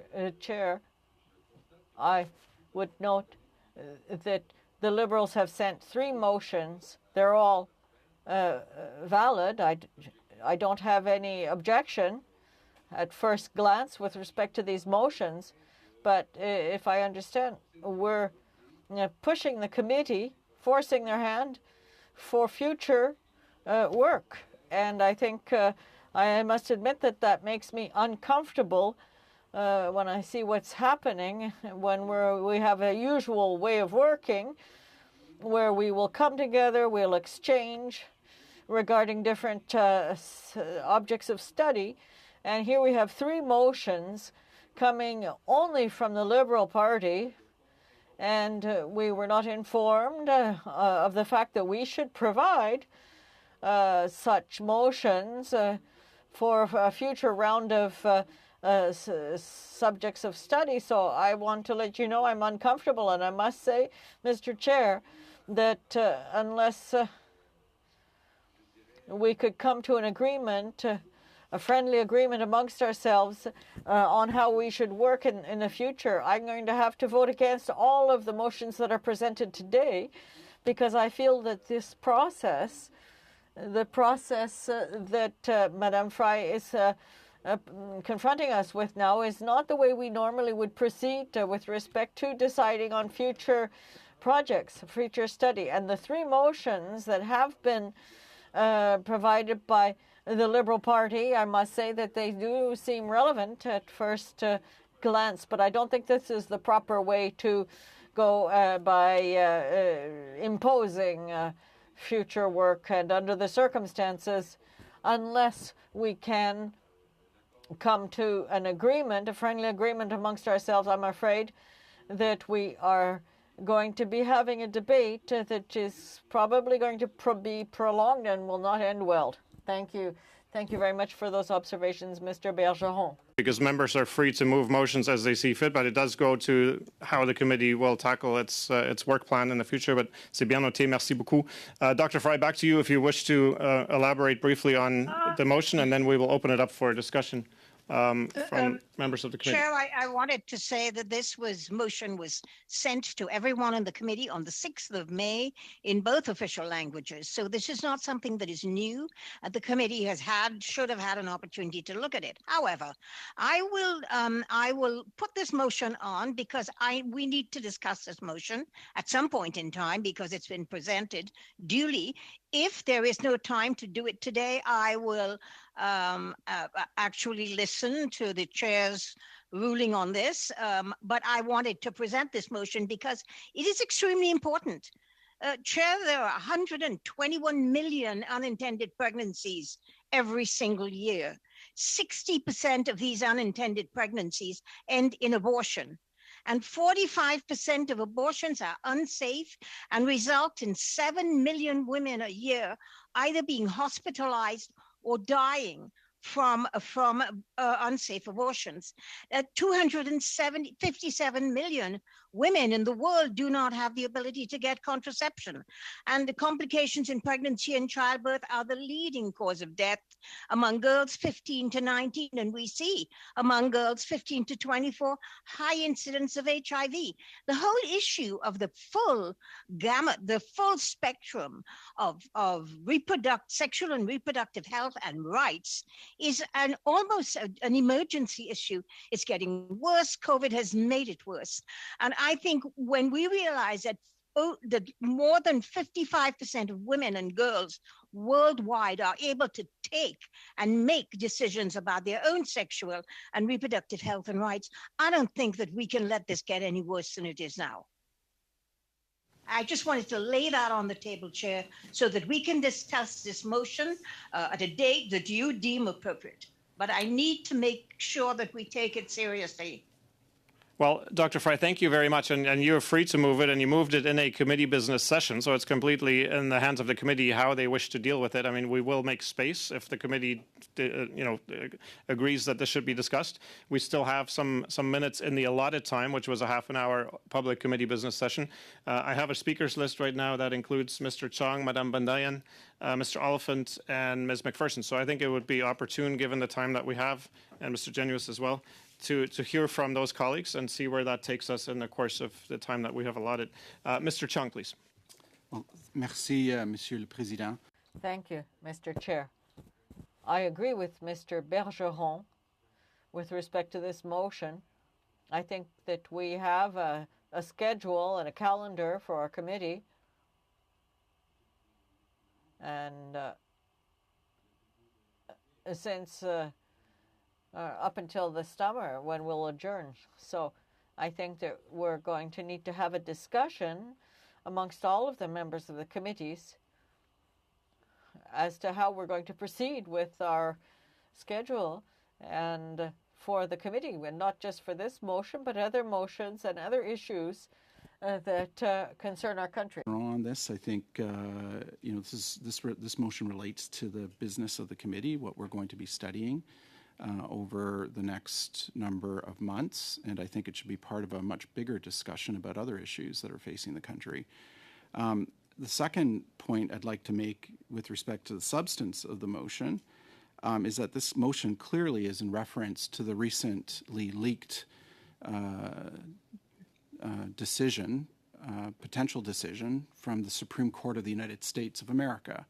Clearly, that's what this motion is in reference to. It says, given recent reports of international backsliding related to women's sexual and reproductive health and rights, end quote. So clearly that's a reference to the leaked decision that made the news both in the United States and Canada. So if we are going to be undertaking a comprehensive study on global access to abortion, and that's being triggered by this quote-unquote international backsliding, then we should invite the ambassador of the United States to Canada to appear in front of our committee to talk about this if this motion were to be adopted. Personally, I think there are issues of much greater import than abortion when it concerns Canada-U.S. relations, issues concerning trade, issues concerning investment, a range of issues that I think should be a much higher priority in the bilateral relationship than the issue of abortion. And so, I don't think we should be calling a U.S. ambassador to committee to discuss the matter of abortion as it relates to Canada-U.S. relations. So, on the substance of the issue, I don't think this is a matter the committee should be focused on. I think there are much higher priorities than the issue of abortion between the United States and Canada. But if the committee goes down the path of adopting this motion, which I don't think we should, but if it goes down the path of doing it, then I will insist that the U.S. Ambassador to Canada, Mr. Cohen, David Cohen, appear in front of our committee to discuss the recent decision, the leaked potential decision from the U.S. Supreme Court, because that's what the motion is referring to. So those are my two views on this. I think we should incorporate this discussion as part of a much bigger discussion about the future of this committee's business, rather than dealing with it as a one-off issue in the form of this motion. Thank you, Mr. Chair. Mr. Chong, thank you very much. I have on the list at the moment Madame Bandayan, Mr. Oliphant, Ms. McPherson, Mr. Genuis, and Monsieur Bergeron. Madame Bandayan, s'il vous plaît. Oui, merci, Monsieur le Président. Go ahead, Madame Bandayan. Thank you very much, Mr. Chair. First of all, I would like to respond to Mr. Bergeron's comments. This motion was circulated on the 6th of May, and we are now in a portion of our meeting which is dedicated to business, committee business, so it's quite normal and within the rules that we present motions. So I don't understand how anybody was surprised by this, especially since what we're doing right now is discussing a motion on a subject of study that does not have a precise date attached to it. So it will be up to the committee to decide when we would eventually start this work if the members of the committee feel that it is relevant. Relevance, I would like to address Mr. Chong's comments. Clearly, he does not feel that women's sexual and reproductive health is of great importance, if I understand what he's just expressed. There is no reference to the United States in this motion. I'm reading it very carefully for the fourth time now. We have heard testimony, and it is, in fact, a fact that at the moment women are being sterilized in China. The Uyghur population is facing forced sterilization. Italy is also heavily investing in anti-abortion organizations. This is not a subject unique to the United States. If Mr. Chong wishes to politicize the issue by bringing an ambassador as a threat, that's fine, but I do not think that we should dismiss the importance of women's health internationally because of any suggestion that our relationship with the United States is much greater than this one issue. Of course it is, but so too is the responsibility of our committee to address important international issues. This is the Committee of Foreign Affairs and International Development, and this is a matter of grave concern internationally, which absolutely must be addressed by our committee. What I would hope is that we would at least be able to vote on this motion before the end of this session and leave it to the committee in terms of its work on agenda to decide when exactly the study would be appropriate for discussion. Thank you very much, Madame Bandayan. Chair, I would like to clarify this motion because I think Mr. Chong may not have read it. If he had read it, he would realize that it is not all about abortion. The data that shows... I'm going to cut you off. One moment, Dr. Fry. If it's a point of order, fine. You're on the list to intervene. You can make that point in a couple of minutes once we've gone through the list. If it's a point of order, I'll take the point of order, but it doesn't seem to be. Let me go... Mr. Chong set up a straw man here, piece of disinformation. You can debate that with him in future interventions. That will be on the speakers list. Thank you. I have Mr. Oliphant, Ms. McPherson, Mr. Genuis, Monsieur Bergeron, and then Dr. Fry. Colleagues, I have to leave you a little bit early, so what I will do is after a couple of interventions, I will go to Monsieur Bergeron to make sure that he has a chance to intervene. He has agreed to take the chair for the remainder of the meeting, but I would like to give him the chance to make his intervention. Mr. Oliphant, please, and then Ms. McPherson. Thank you, Chair. And on the process part, I just wanted to affirm what you said, that what we are doing is debating a motion. We are not setting an agenda. So it is very appropriate that notice of motion was given. Didn't even need to be because we're in a business meeting, but it was, I mean, I guess it's not on topic, so it did need to be.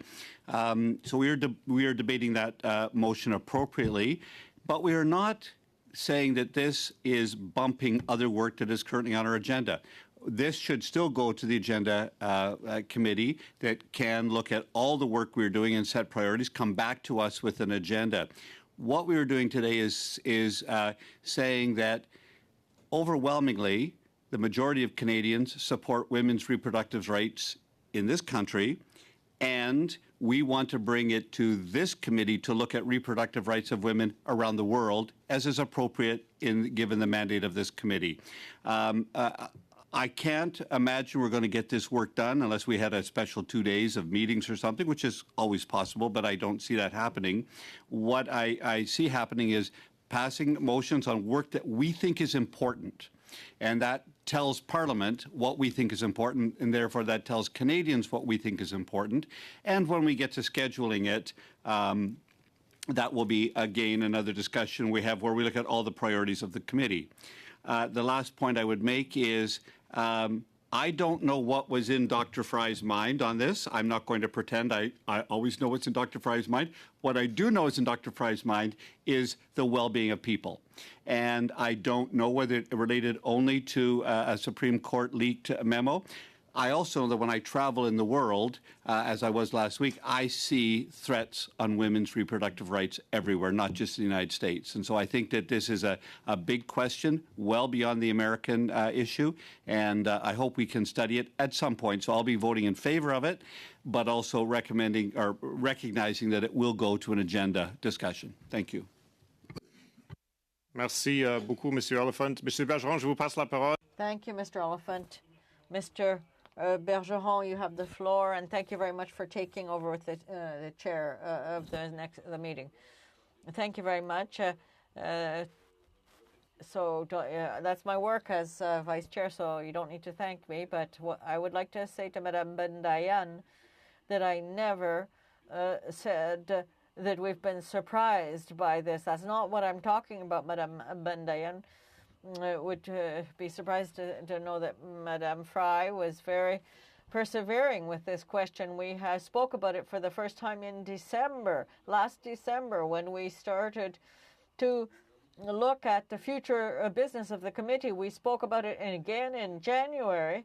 So, from my point of view, the motion that is being presented by Madame Fry has nothing to do with any rumors with respect to any possible decision by the Supreme Court of the United States, because Madame Fry was very hard working on this question, asking the committee to work on this. So far from me the idea of saying that Madame Fry took us by surprise. That's not the case. I would simply like to note that this is not the usual way our committee works.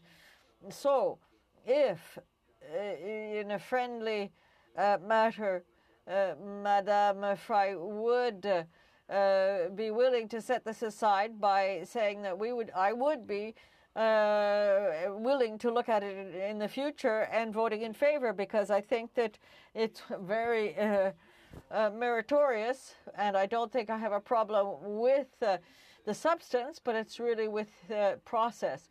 And so that has nothing to do with the fact that there was no pre-notice. Madame Fry has given us notice over several months, and so I was very aware that she wished that the committee be working on this question. But I would like to see us work in a collaborative fashion as we usually do in this committee, and that is why I'm asking Madame Hedy with respect to put aside the study of this motion, her motion today, but I would be willing to look at it before the end of the session, and I must say that I would most likely vote in favor. Thank you, Mr. Chair. Thank you, Mr. Bergeron. So, is there a motion to adjourn? No, that is not a motion to adjourn the debate. I would simply ask Madame Fry to suspend the study of this motion today. So if you'll allow me, Mr. Chair, I will take over the chair of the meeting. So, Madame McPherson, you have the floor. Thank you, our new chair. Well done. I like to be the first person called. First of all, I want to say that I commend Ms. Fry for bringing this forward. This is something that of course I will support. I'm going to try not to be emotional here, but I am utterly filled with rage when I hear things like trade excuse me, when I hear things like trade trumping reproductive health. I brought forward this motion last week in SDIR in the International Human Rights Subcommittee because women's health and access to women's rights is vital. It is vital around the world. We are seeing backsliding, not just in the United States, not just at the federal level, but certainly at state level. We are seeing lack of access in our own country. We are seeing the fact that reproductive health for women around the world is backsliding in countries around the world. And frankly, Mr. Speaker, the fact that this is deemed not important enough to study is absolutely appalling. It is terrifying, absolutely terrifying to be a woman of reproductive age in this world right now. So I want to talk about ensuring access around the world. I want to talk about ensuring that the rights of women are available around the world. I think that it should be happening at the International Human Rights Subcommittee. The Conservative Party has deemed that not appropriate to do at Human Rights, the International Human Rights Committee. I respect Mr. Chong very, very much for the work that he does in this committee, but I am appalled by his language, and I will be supporting this committee. Merci, Madame McPherson. Thank you, Madame McPherson. Mr. Genuis. Chair, so I think there's the question of process, and then there's the question of substance. And I want to maybe just initially comment on the question of process. So we're discussing what the committee's agenda should be going forward. And I think, as has been rightly pointed out, the rules of committee permit somebody to put forward a motion during committee business, and this motion does have notice. That doesn't change the fact that, as you've pointed out, Mr. Chair, the typical procedure for this committee to consider matters of any level of importance is for those to be considered by the subcommittee on agenda and procedure, which is the vehicle that we have set up, is to have a subcommittee on agenda and procedure to review the items that come forward, to consider whether those, consider how we prioritize those studies, and then also to weigh out the different issues that may be on the agenda. At the Foreign Affairs Committee, of course, we deal with so many issues that are of such consequence all the time, and so I think the best way to adjudicate that prioritization is through the subcommittee. This particular motion doesn't just seek to introduce a general topic. It also has some very prescriptive direction in terms of the scheduling of the study. For instance, it says no fewer than 5 meetings. Is 5 the right number, or is 3, or is 7? I mean, these are the questions that I think are most appropriately dealt with at the subcommittee on agenda and procedure, which is set up precisely for that purpose. The other point I would just make is that I think colleagues should be aware of the fact that we have a responsibility as a committee to prioritize legislation. And again, that's not with reference to people's views on particular topics. It's the fact that as a standing committee of the House of Commons at times directs us to study legislation. We have to prioritize the study of that legislation. So there is a scheduled vote on Wednesday on the organ harvesting bill, and I was hoping to have some discussion of that a little bit later, but I do want to flag that unless the vote goes very differently from how I expect it to go, that piece of legislation will be coming to the committee after Wednesday. And in addition to the existing studies we have on COVAX, on Ukraine, and on Taiwan, we will need to adjust our agenda to put that on the list. But also, there is Mr. McKay's bill, it's originally Senator Duchesne's bill on supply chains and human rights, and that is scheduled to, that after that is adopted by the House at second reading, it will come to this committee as well. So in addition to any discussion of the existing priorities we have as a committee, the studies we're already doing, we will first need to study we will first need to study both of those pieces of legislation. On the subject of agenda, again, I suspect, I hope that the study on the organ harvesting bill will be fairly quick. I suspect that we will need a little bit more time with the supply chain slavery bill because it is a little bit it's a little bit more. I mean, it's a bill that at least in our committee hasn't been studied before, and I think there will be some stakeholders that will want to be heard on it, and some potential amendments that will want to come forward that people will want to bring forward. So, just very respectfully, as a matter of process, I think there's other things we could talk about in terms of the fact that it's already been mentioned that there are. It's already been mentioned here, and I know of others, that there are multiple committees that are bringing forward this same discussion, and so we could talk as well about that. But I would prefer to just say let's let the subcommittee deal with this.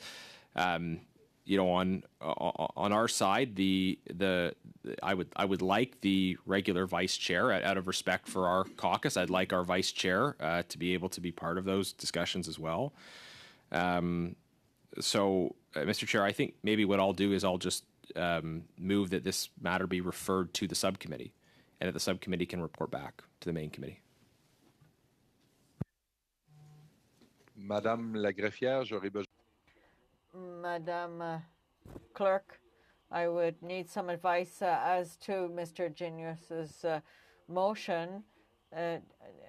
Does it supersede Madame Fry's motion?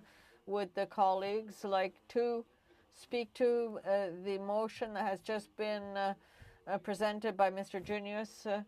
That is to refer Madame Fry's motion to the subcommittee for program and procedure. We'll take Madame Fry initially. Monsieur le Président. Mr. Chair, if I could. Pardonnez-moi, Madame. Excuse me, Madame Fry. Madame Clerk, this is a non-debatable motion. We have to vote right away. I'm sorry, Madame Fry, we need to vote immediately on this motion. Can we do a roll call vote? Oui. Yes. Go ahead. Madame la greffière. Merci, Monsieur le Président. Thank you, Mr. Chair. No. Mr. Assassi. Nope. Dr. Fry. No. Mr. Oliphant. No. Mr. Sarai. Nope. Mr. Duncan. Yes. Mr. Chong. Yes. Mr. Genuis. Yes. Mr. McGuire. Yes.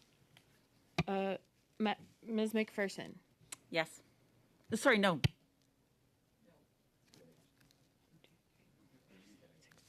Monsieur le Président, c'est... Mr. Chair, 6 against and 4 yay. So this motion has been rejected. Let's go back to Madame Fry's motion. Madame Fry, you now have the floor. Thank you very much, Chair. I really need to speak to this. I don't get furious. It's not something I do very much.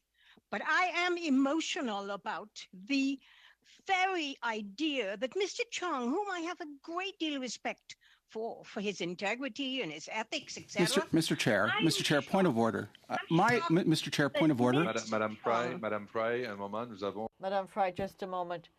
We have a point of order. Spoken to the substance of issues at this committee. And I've sat through a number of interventions now where my reputation and my intentions are being impugned by members of this committee, and that is out of order. Okay, I don't mind if members speak to the substance of what is at hand, whether they agree or disagree with my position on a particular issue. But I don't particularly feel that it is in order for members to impugn my motives or to interpret it, my interpretation, my position on various issues. So, Mr. Chair, I ask that, through you, that members stick to the substance of the issue instead of attacking me on this committee. Thank you. Point of order, Mr. Chair. Monsieur Chong. Mr. Chong, I have another point of order. Madam Clerk. Being railroaded out of speaking, and that's Madame Fry, annoying s'il me. vous plaît, j'ai un autre point d'ordre. Madame Fry, there's another point of order. Madam Clerk. Monsieur le Président. With Madame McPherson. Rappel au règlement. Point of order, Madame McPherson. That it is entirely appropriate to respond to somebody's intervention in committee. Alors, Monsieur Chong, si vous me le permettez. Mr. Chung, I understand your concern, but let's let Madame Fry complete her thought, and you're the next person on the speaker's list, and you'll be able to respond to her arguments if you feel that there's a need to do so. Madame Fry. I did not insult Mr. Chong. I said I have the greatest respect for him. What I do think, he just argued that people should not impugn his motives or in fact assume or interpret his intention.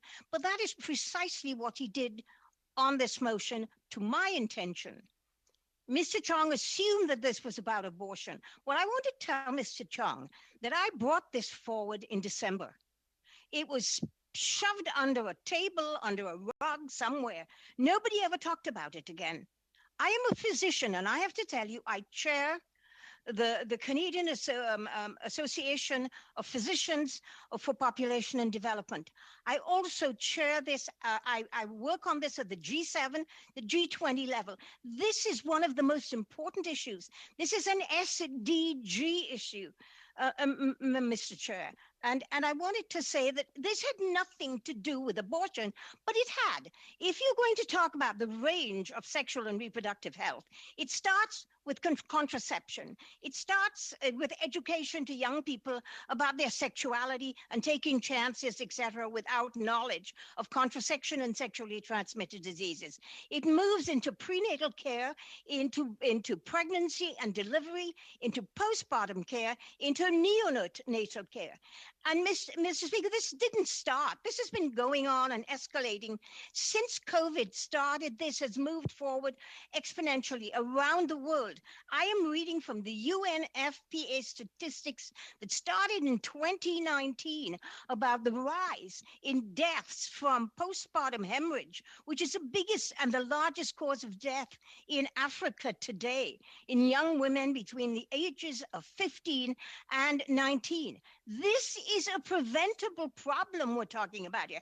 And if women who make up 55% of this world, 51% of this global population, we don't care about them. We don't care about them dying in childbirth. We don't care about them dying because of postpartum hemorrhage. We don't care about them having access to a safe delivery if they want to. Abortion is one of the issues. It is not the issue. And I think that the idea that we should jump to conclusions over something that is clear, you know, that the UNFPA, World Health Organization, deem this to be a crisis right now. And when a woman dies from postpartum hemorrhage, her children under the age of 5 do not survive. The majority of them do not survive. We're talking about a real problem with people's lives, with people's ability to do something as simple that we think is simple, to have or not have a child, to choose if we get pregnant or not, and to have a safe delivery. This is not happening around the world. We hear about critical infrastructure needs for clinical care around the world. We hear about it in COVID, we hear about it in TB, we hear about it in malaria, we hear about it in HIV/AIDS, we hear about it in everything. Now that we have rape being a tactic of war in Ukraine and around the world, we hear about 85 million people being displaced, and women and children are actually at great risk of sexual assault and sexual violence. It's getting worse. I think that I cannot believe that we would think this was, as I said before, I brought it up, I waited patiently, it was not accepted, it was pushed under the table. I am bringing it up again because this is a crisis. This is a critical issue for women and children and their infants around the world. This is about sexually transmitted disease, one of which we just listened to on the Global Fund, which is called HIV, and we hear that girls from 15 to 24 are actually getting HIV. They may not be dying of AIDS, but they're getting HIV, which can ruin their ability to have children later on in their lives. This is something that as a physician, I feel really strongly about. Every single year, we take this issue of sexual and reproductive health to the G7 and the G20. International organizations are dealing with this. This is an urgent issue, and I am told that it should be put aside for what? Don't women matter? Don't 51% of the people in this world and their children matter? Do we not care? Am I hearing this from this committee? I mean, we can wrap ourselves around process. You know, Mr. Bergeron brought up an important point, and I heard him, and I think he may have had a point, but that's not the point. The substance of this issue is so urgent. The World Health Organization calls it a crisis. I guess we don't even know what a crisis anymore because we have so many of them that we face. But the lives of women and children around this world are in jeopardy, and I'm bringing up an issue to deal with it. And in December, it was kicked somewhere out of the room. I will not stand down on this issue because it is so important to the lives of people everywhere. Even the bare access to contraception is denied for costs, for the fact that there are many reasons why young people don't get an opportunity to look at this. Sexually transmitted diseases like HIV, like chlamydia, like gonorrhea, like syphilis. These are all still abounding in the world. We thought we got rid of them about 25 years ago. They're still there. And this is something we need to deal with. I mean, I don't know if any of you know that when a woman has more than 5 children, her uterus becomes like a piece of cardboard. The uterus is a muscle, and it clamps together to stop bleeding after a baby is born. When a woman is having her 10th child, because she has no choice, and her uterus is like a piece of cardboard and cannot close down to stop the bleeding, she dies. She dies. There's no infrastructure to help her in some of these countries. And I'm sorry, I am very emotional about this. I delivered 800 babies in my lifetime. I don't want this to be something that we think is not good enough for us, but is good enough for people in Africa and in Latin America and in many countries where they have no access to this kind of care. I will not stand down. I am sorry, Chair. I don't usually get emotional. It's not my way of doing things. I have to be calm when I'm a physician. I can't get emotional. But I am being emotional at the callousness of what was said about this motion. The callousness, the lack of humanity, the lack of compassion, the lack of caring. Because what are women? Are we to be thrown away? I think the time went by when we would chattel on possessions. We have rights. We all sit in this committee and talk about gender equality and about the women's rights or human rights. And when we talk about their human rights, I am getting this kind of attitude from colleagues of mine. For shame. Thank you, Chair. Merci, Madame Fry. Thank you, Madam Fry. Mr. Chung. Thank you, Mr. Chair. I did not read into the motion abortion. It's explicitly mentioned in the motion 4 times. Look, I appreciate that Madame Fry introduced this motion. What part of the motion I'm concerned about is the part of the motion that says, quote, given recent reports of international backsliding related to women's sexual and reproductive health and rights, end quote, taken in the context of overall parliamentary business, it's a clear reference to the leaked draft of the Supreme Court of the United States. And I think, Mr. Chair, that that's the problem in the motion. I think we do not want Canada-U.S. relations to be consumed by the issue of abortion. I agree with Ms. Fry, Dr. Fry, about the issue of abortion in many other countries in the world. I agree with her on reports of gender-based violence against women in Ukraine and elsewhere. I agree with her on all of those issues. I think it's important that women have access to reproductive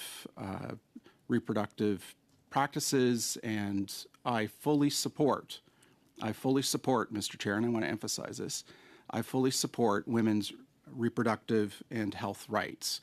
And I do not support any change to Canada's existing legislative framework, both statutory and non-statutory.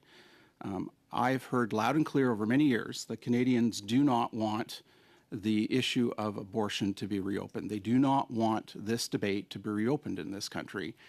And the framing of this motion is the issue. It is in the context of the recent leaked draft out of the Supreme Court of the United States. Well, if if it's clear because it's well, that's Mr. Chair. That's how I read the motion. Because And you're wrong. Madame well, Fry, then s'il vous plaît, then veuillez couper votre micro. Mr. Can you please shut off your mic, Madam Fry? Really a reference to it's no it's there's no mistaking the fact that the Prime Minister and other ministers of the Crown used that leaked draft, the reports of that leaked draft, to reopen, to resurrect initiatives or to introduce initiatives and discussion here in this country about domestic abortion policy. That's clearly what happened in the executive branch of government. That was followed up by discussions that took place in other aspects in Parliament. And so that's how I read this motion. It's done in reference to the recent leaked draft out of the Supreme Court of the United States. And so I don't believe that should be the focus of Canada-U.S. relations. I support Dr. Fry's view that the broader issue of access to reproductive practices is an issue for Parliament. It's an issue for the committee. But I don't think it should be in respect of the United States. And I think that is the whole issue here. And so if the committee were to agree to undertake a study of women's reproductive access to reproductive measures in the developing world, in the developed world, where where it's not available for women and girls, I think that is a matter the committee could take up. But if it's being done in the context of the recent reports of international backsliding, which I take to be a reference to the leaked draft of the Supreme Court of the United States, which, by the way, has yet to be released by the court, I don't support a study like that because I don't think that should be the focus of the committee. And so if the committee decides to study women's reproductive rights in places around the world as a matter of general import, it's not a study focused on what's going on domestically in the United States, what's going on at the Supreme Court of the United States, what's going on with a potential decision of the Supreme Court of the United States, that's a whole other matter. But that's not the context of this motion, not the context in which this motion was introduced in light of the Prime Minister's comments, in light of other ministers of the Crown's comments, in light of what's going on in other parliamentary committees, and in what's in the black letter text of the motion. And so it's a very different motion than what Dr. Fry introduced last December. And that is my first concern among the other. That's my first concern, is that, I do not believe that we should be meddling in a potential decision of the highest judicial body of the United States. While it's not entirely captured by the Sub Judice Convention, it's not appropriate for us to be focused on that potential decision. We should let the court respect its independence and let that court make its mind up. And further, we should not be interfering in a domestic matter that has no impact on access to abortion services here in Canada. If we want to Point of order, Mr. Chair. Madame Fry. Mr. Chair, nowhere in my motion, this is out of order.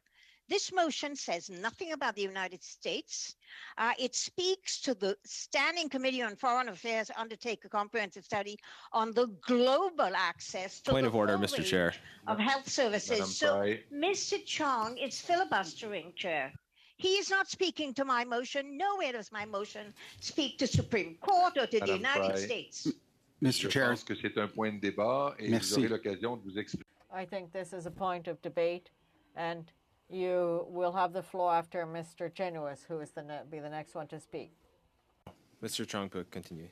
Merci. Mr. Chair, I'm not filibustering. I was impugned at this committee on a number of occasions, and so I'm just responding to make clear what my position is. My position is that I fully support women's reproductive and health rights. But I also know that my constituents and Canadians generally do not want the debate on abortion reopened in this country. My second broad point is that I do not believe that this committee should be studying the issue of a potential leaked draft out of the Supreme Court of the United States. I think there are matters of much greater importance in bilateral relations between Canada and the United States than that issue. Third broad point is that, broadly speaking, I think it's well within the remit of the committee to study women's reproductive and health rights around the world, particularly in war zones, in conflict zones, particularly in developing countries where those services may not be available. And so those were the three broad, clear points I was trying to make, Mr. Chair. First, I fully support women's reproductive and health rights, and that Canadians, I support the current legislative framework here in Canada. I support both the common law decisions that have been promulgated over many decades, and I support the current legislative framework. I know firsthand that from constituents and from Canadians that they do not want this debate reopened. Secondly, I do not believe it is within the responsibility of this committee to be looking at U.S. domestic abortion policy or to be studying this issue in the context of the leaked Supreme Court decision. And lastly, I think it is within the remit of the committee to take a broader look at women's reproductive rights globally. But I think that should be done as a broader discussion about where the committee will be going in the future. So thank you, Mr. Chair. Merci, Monsieur Chong. Thank you, Mr. Chung. I would like to let everybody know we've gone over time. Mr. Genuis, and then Madame Frey. Because Dr. Frey wanted to respond, maybe I'll strike for now, and if you could put me at the list at the bottom, I'll have some things to say, but I'm happy for her to go first. Merci, Monsieur Genuis. Madame. Thank you, Mr. Genuis. Madame Frey. To say, I made my points. Thank you, Chair. Y a-t-il d'autres intervenants qui souhaitent s'exprimer? Are there other people that want to intervene? Yeah, I did want to comment on this. I just I thought Dr. Frey had responses. Okay, so Mr. Chair, I think we have to be honest about what's happening here. Dr. Frey spoke very passionately and said many things that I agree with, but also said this is not about abortion. Maybe it would be helpful to reread the motion we're debating, so that those listening can decide if this is about abortion or not. The motion says that, pursuant to Standing Order 1082, given recent reports of international backsliding related to women's sexual and reproductive health and rights, the Standing Committee on Foreign Affairs undertake a comprehensive study on the global access to the full range of health services, including family planning and modern contraception, comprehensive sexual education, safe and legal abortion and post-abortion care, laws restricting or prohibiting women's rights to abortion, the medical and socioeconomic importance of maintaining the right to access safe abortion, and prevention and treatment of HIV and sexually transmitted infections, and what actions Canada can take to support women's sexual and reproductive health and rights globally, that the committee hold no fewer than 5 meetings, and that the committee report its findings to the House. So that is a motion that was put forward today that was given notice of after a Supreme Court leak in the United States that mentions abortion 4 times. It happens in the context, as members know, where many motions are being put forward by members of the Liberal caucus respecting the issue of abortion at various committees. I recently read the book written by the former Justice Minister and Attorney General, Jody Wilson-Raybould, who says in the 10th chapter, quote, "I remember decisions being made in an effort to trigger a debate over abortion, which no one has any desire to reopen for no other reason but to try to make other parties squirm or to fuel fundraising efforts." Again, those are not my words. Those are the words of Jody Wilson-Raybould, the former Minister of Justice and Attorney General, who's speaking to the motivations of her own party. And I, of course, am not privy to those internal discussions, but that is a direct quotation from her book. Mr. Chair, I think it is very legitimate for this committee to have discussions about process, and the frame that we're being given by Dr. Fry is that somehow to raise questions about, in the midst of the broad range of issues that are going on, to sort of say in what order should we study them and to say these things should be considered by the subcommittee, somehow that's dehumanizing to simply raise the issue that there's a process for these things to be discussed at the subcommittee in a context where, as my colleague said, we repeatedly see efforts by members of the Liberal caucus to try to reopen the abortion debate for reasons that I suppose they know. I think it's important to underline that I agree with many of the comments Dr. Fry made with respect to the importance of looking at access to certain kinds of services. I mean, I think the issue of the health of pregnant women, of health afterwards, the health of women and children. I think this committee should be committed to the principle of defending the immutable dignity of the human person, regardless of gender, at all ages and at all stages. I think this is what is consistent with a belief in human rights, is a commitment to the dignity of the human person and to upholding that dignity in whatever country people live in, and whatever other aspects of a person's circumstances are present. Again, as I said previously, we have the issue of other legislation that this committee is supposed to be looking at. We have a subcommittee that's supposed to be dealing with these kinds of issues. We had housekeeping issues that the chair had indicated that we have to deal with as a committee. And instead, here we are with a motion we're told is not about abortion, that says abortion 4 times. And it just reflects the fact that I think the government wants to move the discussion to those particular issues. And I think we could take a step back from this. We could frame a study that looked at some of the issues that Dr. Fry raised, issues around access to health, and doing so in a way that reflects the choices of people and nations in the developing world. So again, I don't know if this is a fruitless endeavor, Mr. Chair, but I want to move that we table consideration of this until after our existing studies are complete. Merci, Monsieur Genus. Thank you, Mr. Genus. Madam Clerk, I think we're in a similar situation to where we were earlier. Not exactly. Not really. Not exactly. With the condition that after our studies are completed, this becomes a debatable motion. And does it have a priority over the one we're studying right now? Yes. Thank you, Madam Clerk. But, excuse me, I think that we need to clarify with Mr. Genuis if that was his wish to have a debatable motion. Mr. Genius, would you please clarify your intentions of whether or not we should go ahead with a debate on your motion right now? Mr. Chair, I think we should adjourn debate on the motion until we're finished the work that we've already programmed out to do.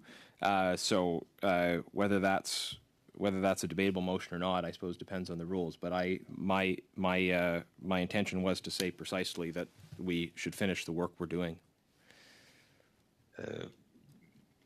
Ce que vous venez de nous dire ne correspond pas tout à fait. what you've just told us, it doesn't really correspond to what you said earlier.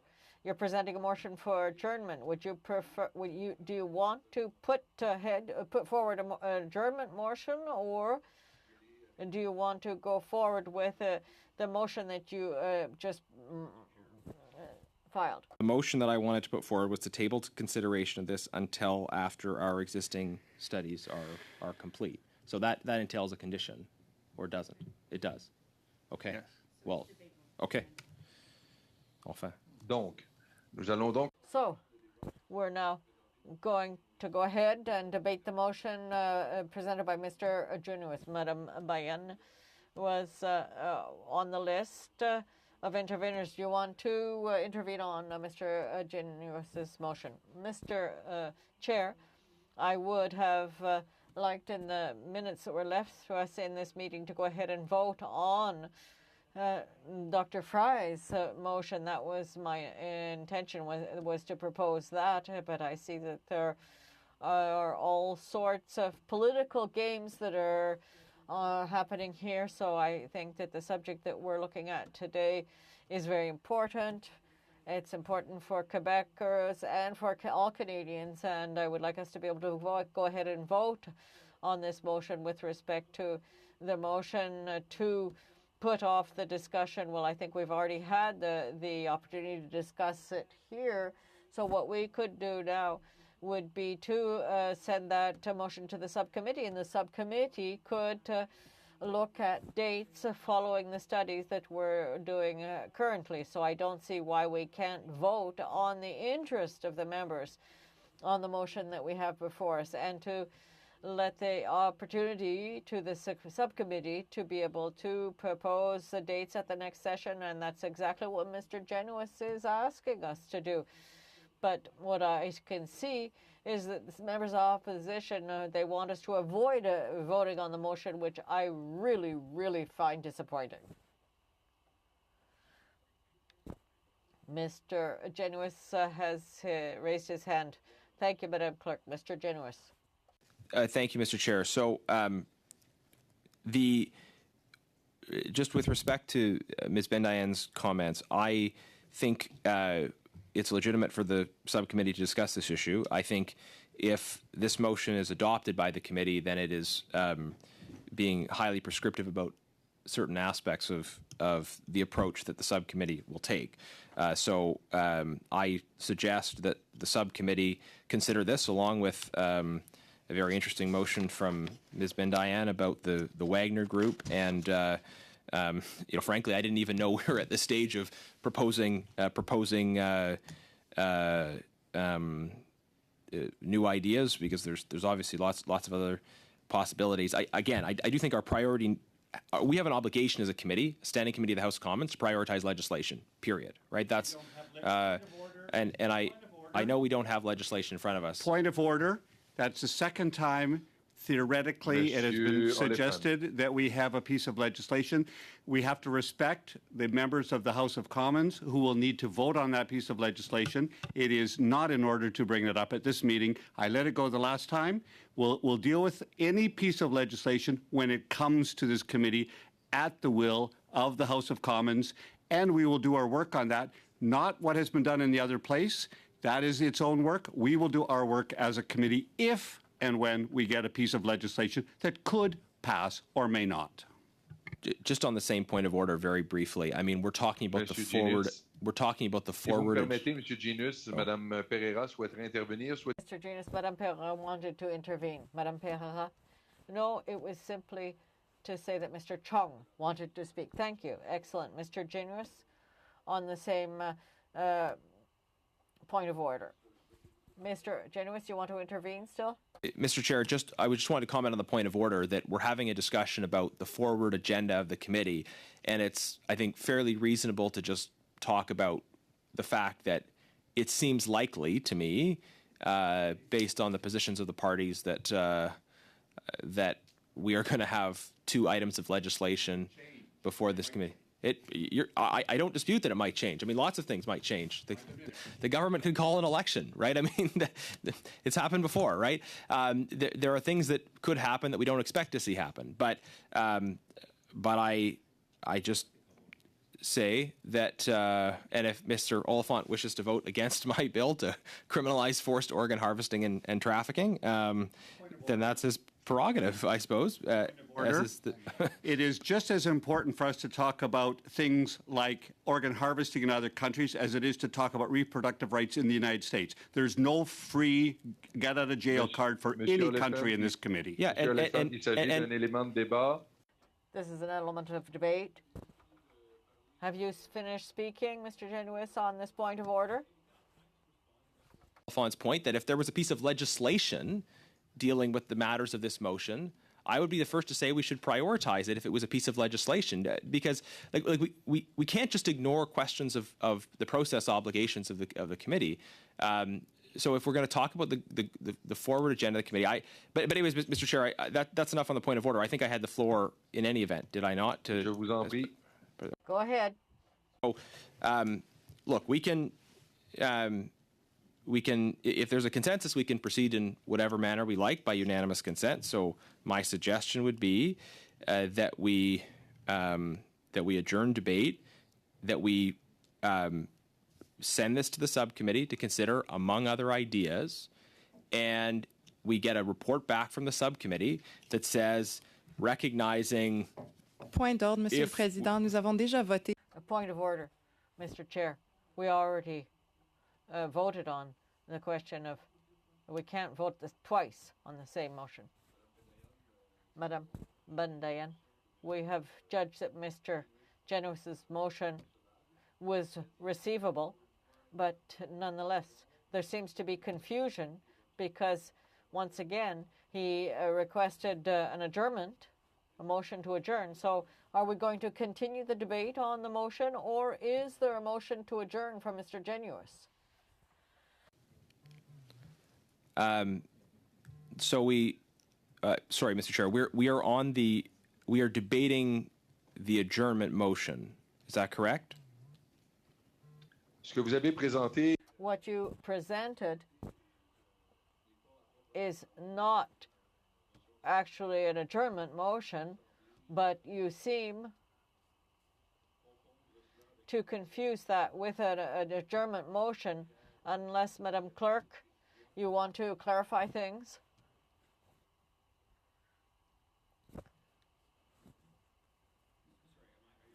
Fire the clerk to clarify. My understanding is that we are debating an adjournment motion with a condition that I had put forward. Is that correct? Madame la greffière. Madam Clerk? Yes, that's quite right, Mr. Chair. So the debate goes on. Mr. Genuis. Okay. No, I think I've made my points with respect to the adjournment. I suggest we accept that adjournment, and that will allow us to have the subcommittee do its work and then make a reasonable plan going forward.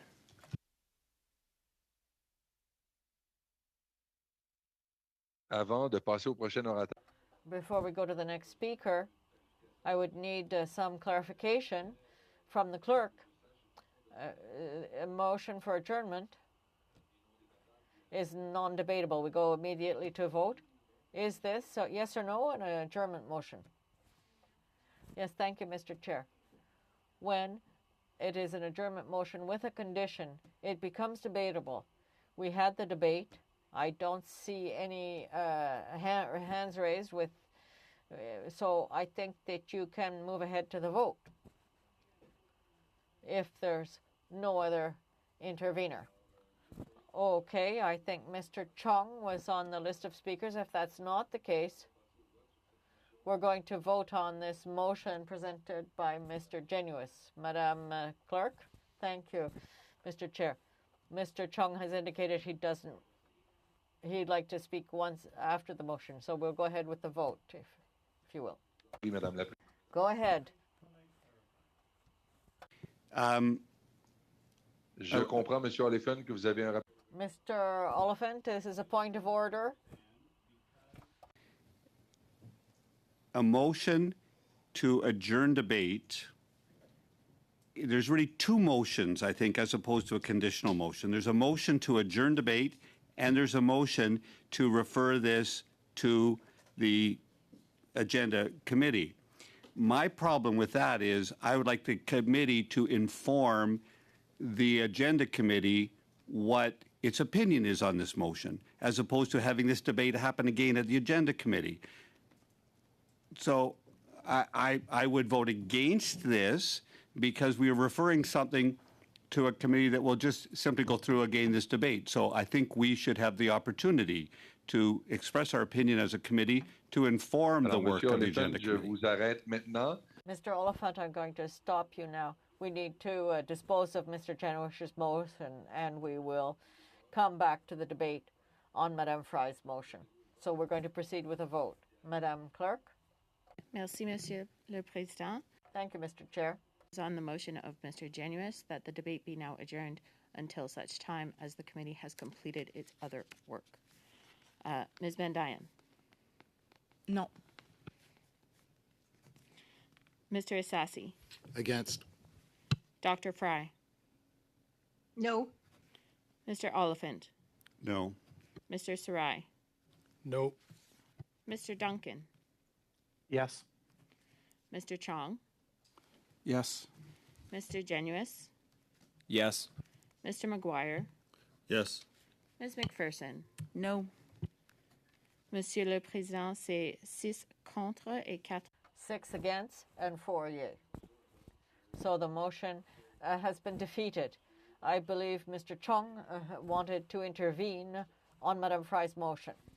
We may have a, maybe I'm going to suggest a constructive way out of this impasse.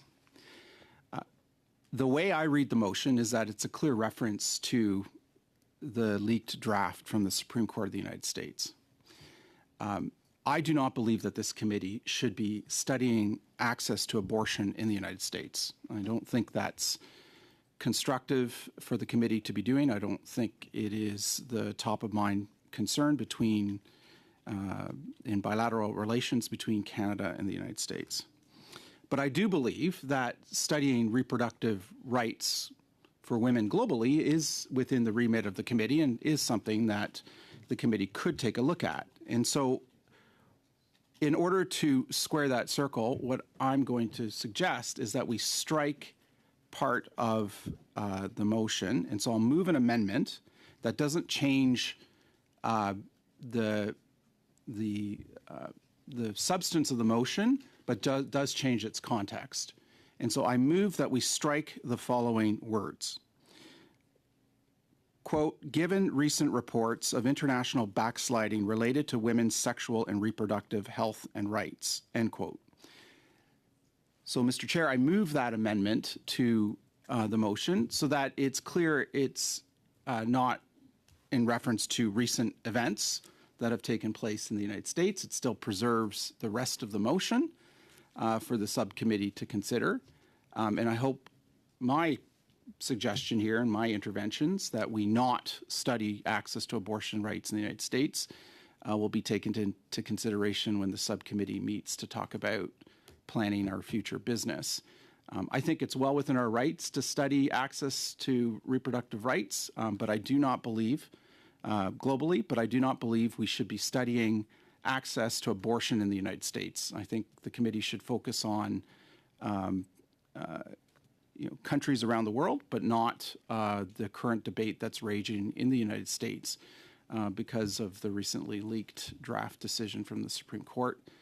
I don't think it's conducive to Canada-U.S. relations, and I don't think it's something that we should be seized with as a committee. So I move that amendment in the hope that we can get it adopted, and in the hope that we can then adopt this motion so that the subcommittee can put this into its consideration for future committee business. And I hope that that's constructive. That will allow us to move forward and deal with the motion at hand. Thank you, Mr. Chair. Mr. Chair, could I ask for a recess of 2 minutes? Point of order, Mr. Chair. Like we're 25 after 1. We've got debate going on in the House here. How long is this going on? If members want to recess to have conversations about this motion, how about we adjourn as we're scheduled to adjourn, and then bring this motion back at the next meeting? I think, but like. Il ne semble pas y avoir de consensus. I don't think we have a consensus. We're going to move ahead to the debate on the Mr. Chong's amendment proposal. Did you want to intervene, Madame Fry, on Mr. Chong's motion? Amendment, rather? Madame McPherson. Madam McPherson. Mr. Chair, I will not be supporting this amendment because you don't get to decide which women have access to reproductive health. We should be able to look at what's happening in the U.S. They are part of foreign affairs. They are part of our purview as this committee. Excluding that is insulting. Est-ce qu'il y a d'autres interventions sur la proposition? Are there other speakers on Mr. Chong's amendment? So if there are no others, Madam Clerk, we'll go ahead with the vote. Thank you, Mr. Chair. This is on Mr. Chong's amendment. No. Mr. Asasi? No. Dr. Fry? I'm sorry, Dr. Fry, you were muted. Still muted. Every time I unmute myself, I think the center mutes me back. Anyway, I am unmuted now and I vote no. Thank you. Thank you, Dr. Fry. Mr. Oliphant? No. Mr. Sarai? No. Mr. Duncan? Yes. Mr. Chong? Yes. Mr. Genuis? Yes. Mr. McGuire? Yes. Ms. McPherson? Nope. Monsieur le Président, c'est 6 contre et... Mr. Chair, 6 against, 4 for. So this motion has been defeated. We go back on Madame Fry's motion. Are there interventions? Mr. Genuis. Thank you, Mr. Chair. This is a bit frustrating, I think, clearly, because members of our party have done our best to try to work and engage in good faith here, and the government has. I'm getting heckled, Mr. Chair, which is something I admittedly have done at certain points in the past. So fair enough. Members are pointing out. Anyways. I've been chastised when I've done it, though. So, Mr. Chair, the objective that we're trying to pursue here is to have a good faith approach to the work of this committee by being able to establish what the work we're going to undertake is, to do so in a way that respects all parties and gives due process of time. And instead, what we have is we have Liberals putting forward multiple motions on different topics, saying we're going to try to program by motion the work of the committee, and we're over time. I don't know what the timeline here, Mr. Chair, is, but I would appreciate it if we had an opportunity to have the subcommittee on agenda and procedure review this, to have our vice chair be a part of that discussion. In the absence of that, let me try again with an amendment that will maybe help us be less prescriptive in our engagement with the subcommittee, and that is to remove the words that the committee hold no fewer than 5 meetings. Removing those words would not be to prescribe a specific number of meetings. We might go on to hold 5 meetings. We might go on to not hold 5 meetings. We might go on to do something else entirely. But to remove that prescriptive requirement around the number of meetings, so as to give the greatest possible flexibility to the subcommittee in their consideration of the matter. So I would move that amendment. Merci, Monsieur Genuis. Thank you, Mr. Genuis. This amendment is receivable, Madam Clerk. So we will move ahead on the debate of the amendment presented by Mr. Genuis. Are there those who would like to intervene on this amendment proposal? So there may be others that wish to comment on it, but I have. Je vous en prie, Monsieur Genuis. Pour le moment, il n'y a personne qui a levé la. No one has raised their hand, Mr. Genuis, right now. Go ahead. Well, thank you, Mr. Chair. And sorry, if one of my staff could get me a glass of water, well, that'd be great. I'll get you a glass. Thank you, Mr. Chong.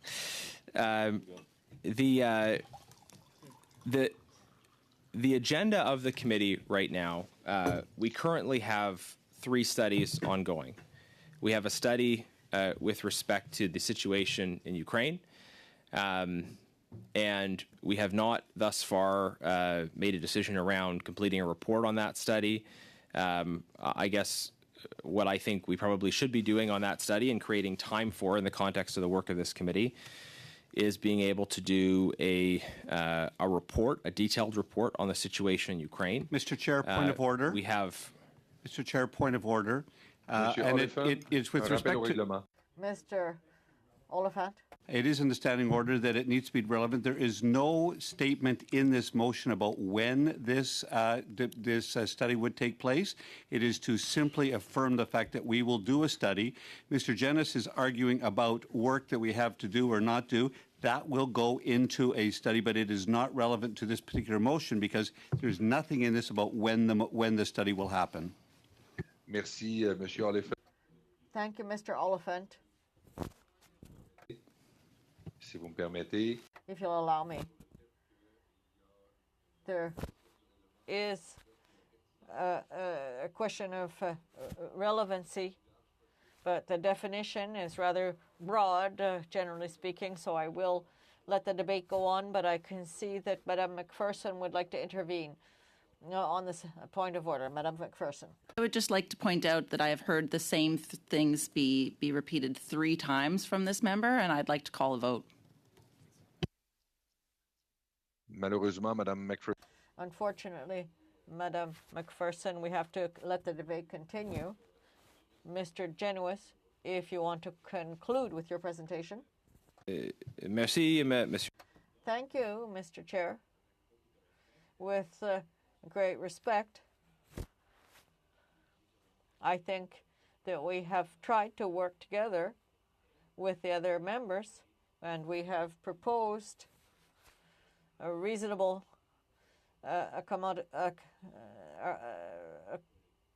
accommodation for this process so the committee can do its work.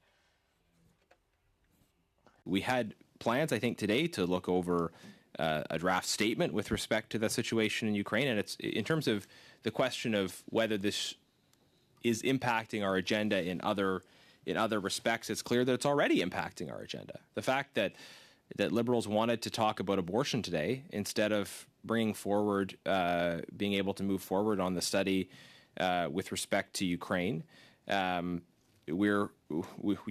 already informing the conversation that we were intending to have today. And it is so for Mr. Oliphant to say, well, okay, there are other. This could happen at any time, but we're saying we have to do it. We're already saying, but to say we have to do it, and to say we have to set a minimum of 5 meetings to do it, and I think that clearly can't help but impact the structure of this committee's agenda. The committee has. The committee is currently doing a study on the situation in Ukraine, and my understanding was that today we were supposed to have a discussion about that that statement on Ukraine, and I think it's a missed opportunity. There are some members in other parties who have said very emphatically that hey, we need to be talking about the fact that there's a land war in Europe right now, and that has huge consequences for our strategic situation, our interests, and for human life and well-being, obviously. And instead, Liberals wanted to bounce that off the agenda, apparently, and have a discussion about reopening the abortion debate. And so there was the Ukraine study. There's the COVAX study. There's we've given drafting instructions with respect to the report. We have a report coming back on the very important issue of vaccine equity, and that is, I think, something that the committee needs to look at and move forward with. And just as recognizing the importance of all the topics we're working on, I think it's important that we actually work towards completing the things we start as a committee, that we don't that we don't simply throw out a bunch of ideas and leave them sort of half incomplete while we're throwing out a whole bunch more ideas. I think the obligation of a standing committee is to be intentional about working through its the studies it's done when it has heard from witnesses, that it should take what it has heard from those witnesses and turn those things into reports. Frankly, I think there's a lot more we could be hearing on the issue of Ukraine, given that there are constant ongoing developments, and then there's the situation in Taiwan. And I'm sorry, Ms. Ben-Diane, did you have a point of order or something, or you were just Monsieur le Président, on m'offre l'opportunité. Mr. Chair, I'm being offered the possibility to make a point of order. I'm wondering if it's really relevant to talk about this Ukraine situation when we're debating a total different motion. And I would like to say how important this Ukraine debate is. Very important, and has been put in peril because of this speaking on this, that to stop us from voting on the motion. Thank you very much, Madame Ben-Diane. I was able to express myself on the question of the relevancy a few moments. So, Mr. Genuis, please continue to conclude with your intervention. And after you, we have Mr. Chong and Madame Fry on the list of speakers. Thank you, Mr. Chair. With respect, it seems to be the position of the government, though, that if we only sort of resolutely rubber stamp the motions they put forward, we'll be able to get back on to other things. And that seems to be an unreasonable request for members of the government to make to the committee. Generally, if members want their ideas adopted quickly, there's an opportunity for discussion in advance of the meeting for a discussion and broader programming around the committee's agenda. And so I think, there is limited time we have. I've mentioned the issues of legislation. We have the COVAX, we have the Ukraine study, and the Taiwan study, which I think members have all said are important. And everything's important. But the fact that the Liberals are in multiple committees trying to displace all the other items of business before this Parliament, it seems, to push for a conversation about abortion. I mean, it's just very telling about their political approach to this, and that's their choice. But it's our conviction that that we could try to work together to identify some things that we can study in the framework that we normally do, which is through the subcommittee, and that's why I've proposed the framework that I have. So I'll leave it there for now. Merci, Monsieur Genuis. Thank you, Mr. Genuis. We will need to suspend for 30 minutes to allow for the committee staff to change. And we will now suspend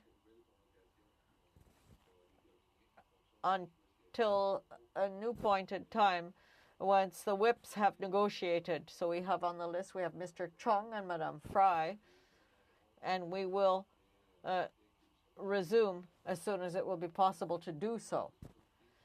So we have now suspended the work of the committee.